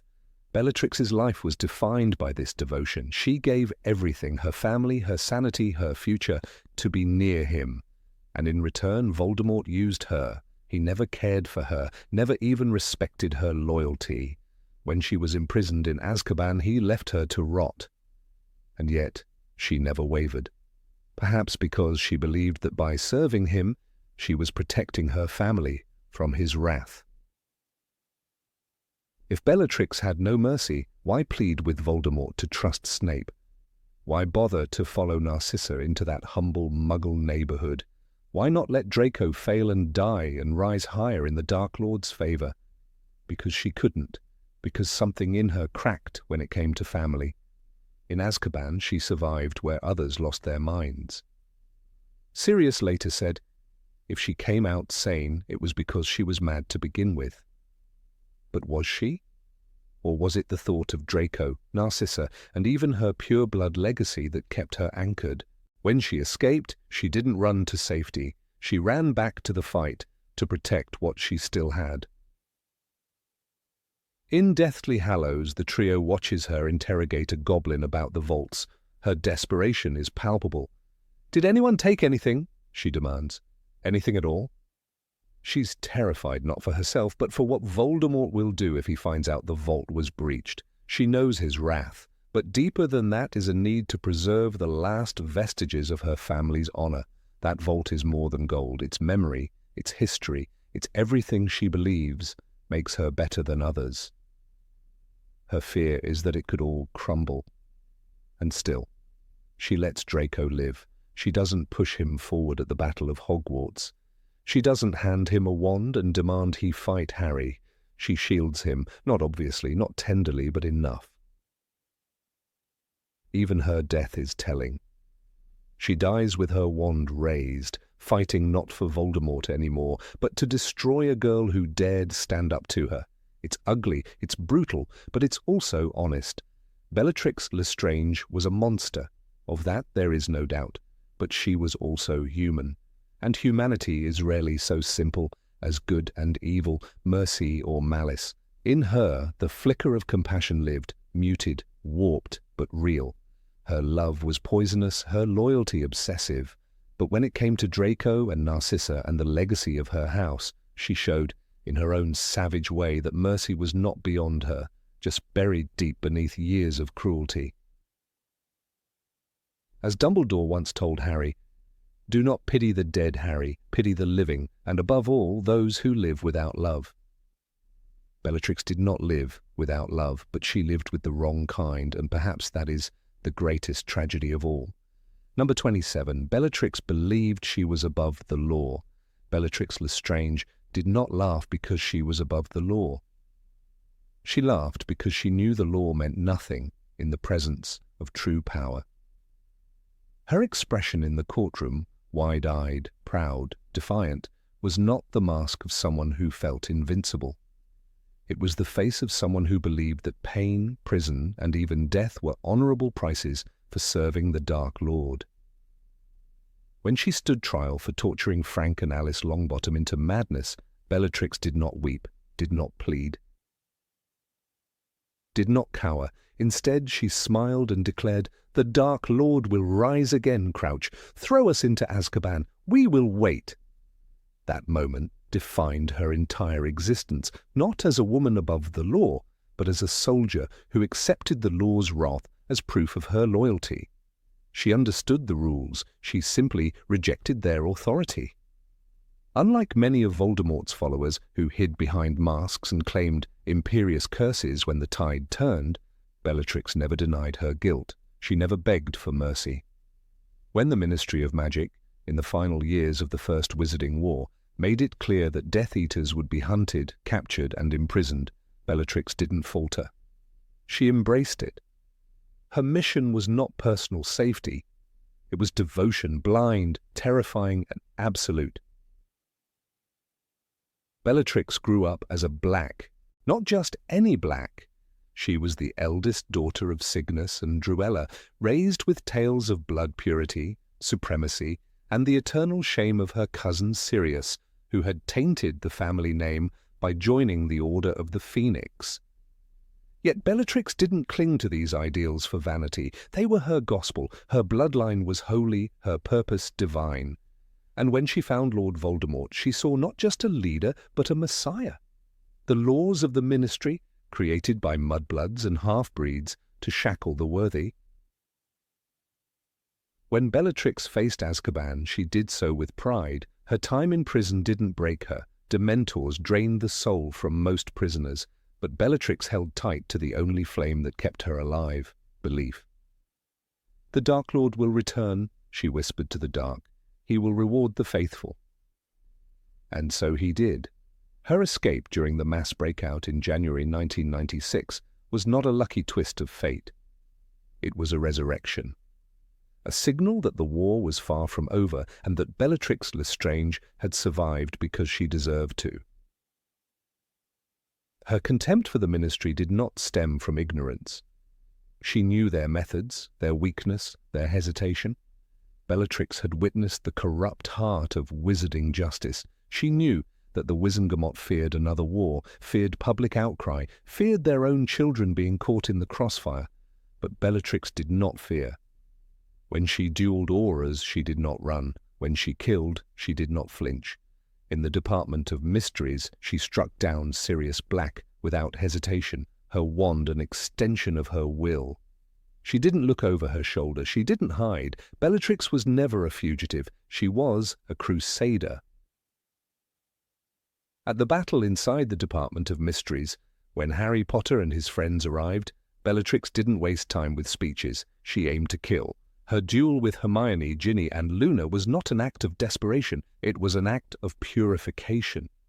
"You dare fight me," she snarled, hurling curses with wild precision. "You filthy little half-bloods!" And when Harry chased her through the ministry, she mocked him, taunted him, not because she underestimated him, but because she knew his sense of justice made him weak. "You need to mean them, Potter," she whispered as he tried to cast a Cruciatus curse. "You need to really want to cause pain, to enjoy it."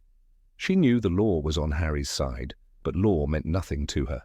Pain, loyalty, sacrifice, those were the only currencies she respected. Bellatrix had chosen her morality long ago, and it did not include mercy. When Dumbledore confronted her during the same battle, she didn't tremble at the sight of the legendary wizard.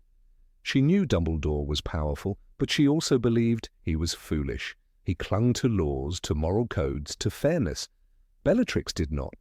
In her world, power was the only law, and Voldemort was the only judge. Her hatred of weakness extended even to her own family. She despised Narcissa for caring more about Draco than about the cause. She barely tolerated Lucius after his failures at the ministry. For Bellatrix, loyalty was a knife, sharp, unflinching, and used against anyone who hesitated. When Snape killed Dumbledore, she didn't celebrate. She watched him. She distrusted him, because Bellatrix knew that betrayal could wear any face, and no law could protect a traitor from her fury. The murder of Dobby the house elf revealed another side of her. It wasn't just cruelty, it was ideology. She saw a creature helping mudbloods and blood traitors and responded the only way she knew how, with lethal force. "You dare take a wand from a witch?" she screamed. The act was not spontaneous. It was judicial in her twisted view, a punishment for defying the natural order. During the Malfoy Manor standoff, Bellatrix displayed a calculated brutality. She tortured Hermione not for pleasure, but for confirmation. "Tell me where you got this sword," she demanded, carving into her skin. It wasn't madness. It was fear. Fear that her master's secrets had been compromised. Even in cruelty, she was acting as a servant, not a rogue. She believed that protecting Voldemort's relics justified any action. Bellatrix's perception of law was tribal. There was Voldemort's law, and there was everything else. And Voldemort's law was simple: obedience, dominance, purity. When she helped orchestrate the takeover of the ministry, she didn't cackle from the shadows. She took a seat at the table. She interrogated, executed, punished. The new order was not underground. It wore robes, spoke with authority, and issued decrees. Bellatrix wasn't above the law. She became its enforcer. Her duel with Molly Weasley at the Battle of Hogwarts was not just a fight. It was a reckoning.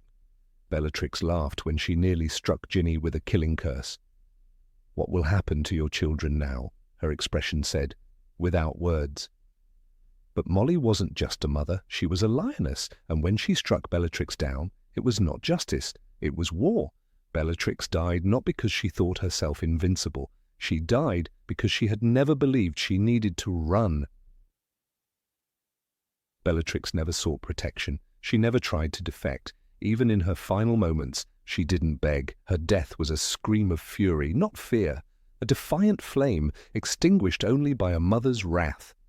And in that instant, the world saw Bellatrix Lestrange did not believe herself above the law. She believed in a different law altogether. Her trial, her imprisonment, her escape, her every crime, they were never hidden. She didn't mask her wand. She didn't change her name. She branded her loyalty into her very soul. "The Dark Lord will reward us beyond all imagining," she once told Narcissa. It wasn't a fantasy, it was prophecy. When the world speaks of villains, it often imagines men who deny guilt, who run from responsibility, who cower behind excuses. Bellatrix did none of that. She wanted to be seen. She wanted the world to know what she had done, not because she craved fame, but because she believed her actions were righteous. The law did not frighten her. It simply didn't apply. Even among Death Eaters, her fanaticism stood alone. Lucius hesitated. Draco wept. Snape played both sides, but Bellatrix was a monolith of purpose. Voldemort's word was her command. His vision was her gospel. When he punished others, she watched. When he praised her, she trembled with ecstasy. No legal code could match the force of that devotion. In the end, her story was not about madness. It was about belief.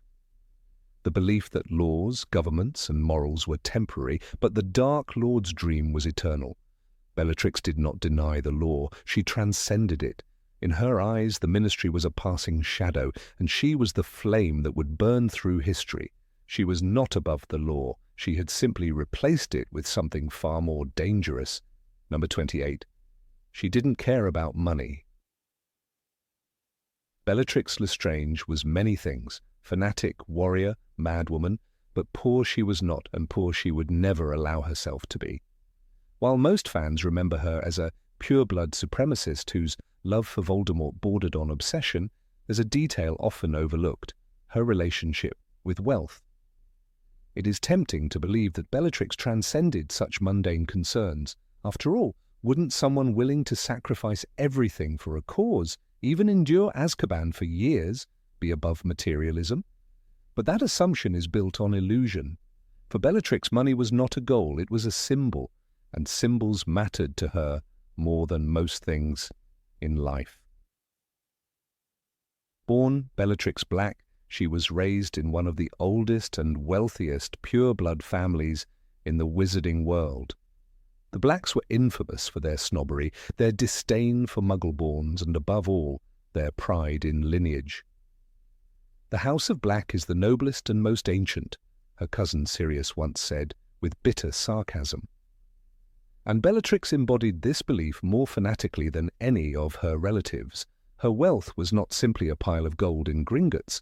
It was an extension of her bloodline, her identity, her supremacy. When she married Rodolphus Lestrange, it wasn't a love match. It was a merger of power and aristocracy. The Lestranges were also an old pure-blood family, and their union only reinforced her social standing. Bellatrix never had children. Her love was consumed by Voldemort, but she had something she cherished no less: her legacy. Her vault at Gringotts was filled not just with treasure, but with heirlooms, secrets, and artifacts of dark and ancient power. That vault was her temple. It held more than gold. It held symbols of her family's greatness. That is why her reaction in Harry Potter and the Deathly Hallows to the break-in at Gringotts is so telling. When she discovers that someone had breached her vault, she doesn't merely respond with fear, she unravels. If there has been a breach, if the vault has been entered, then that is a very serious matter. Indeed, she whispers, pale and trembling. Her voice is not just anxious, it is laced with dread. Why? Because someone had defiled her sanctum. Someone had dared to stain the symbol of her power. The fact that Voldemort stored a Horcrux, a fragment of his own soul, in Bellatrix's vault was not random. He chose her because he trusted her, but he also chose her because he knew the vault would be guarded like a holy site. Bellatrix, with her paranoia, her obsession with secrecy, and her ruthless pride, was the perfect guardian.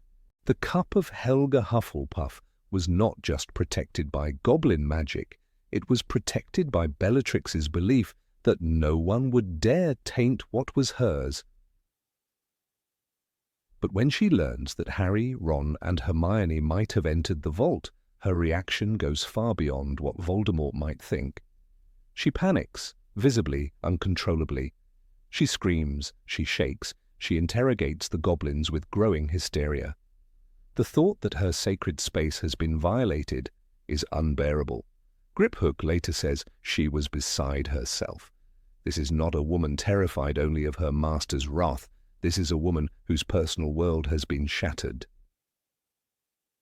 If money truly meant nothing to Bellatrix, why would she care so much?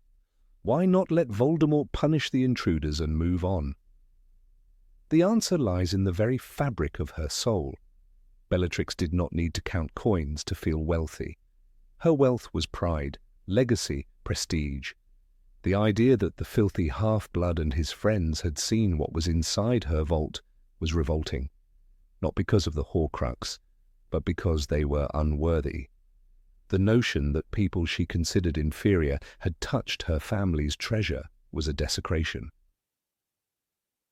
We must remember that even before the break-in, Bellatrix was already paranoid about her vault. In Deathly Hallows, when the trio uses Polyjuice Potion to impersonate her, they exploit the fact that she rarely visits Gringotts, because even she fears that any misstep could expose the secrets within. Her obsession with security was not just about Voldemort's cup, it was about her treasures, her heirlooms, the quiet proof that she belonged to the most sacred of bloodlines. There's also the telling scene when she interrogates Hermione, mistaking her for a thief. Bellatrix tortures her with a cruelty that borders on pleasure. But what triggers this madness is not loyalty to Voldemort, it's the idea that someone dared to take from her. "What else did you take? What else?" she howls, her voice filled with rage. It's not calm, it's not strategic, it's personal. Bellatrix behaves like a woman whose birthright has been sullied. Throughout the series, we see characters who are genuinely indifferent to money, like Dumbledore, who wears robes with burn marks and uses old socks as a symbol of his humility.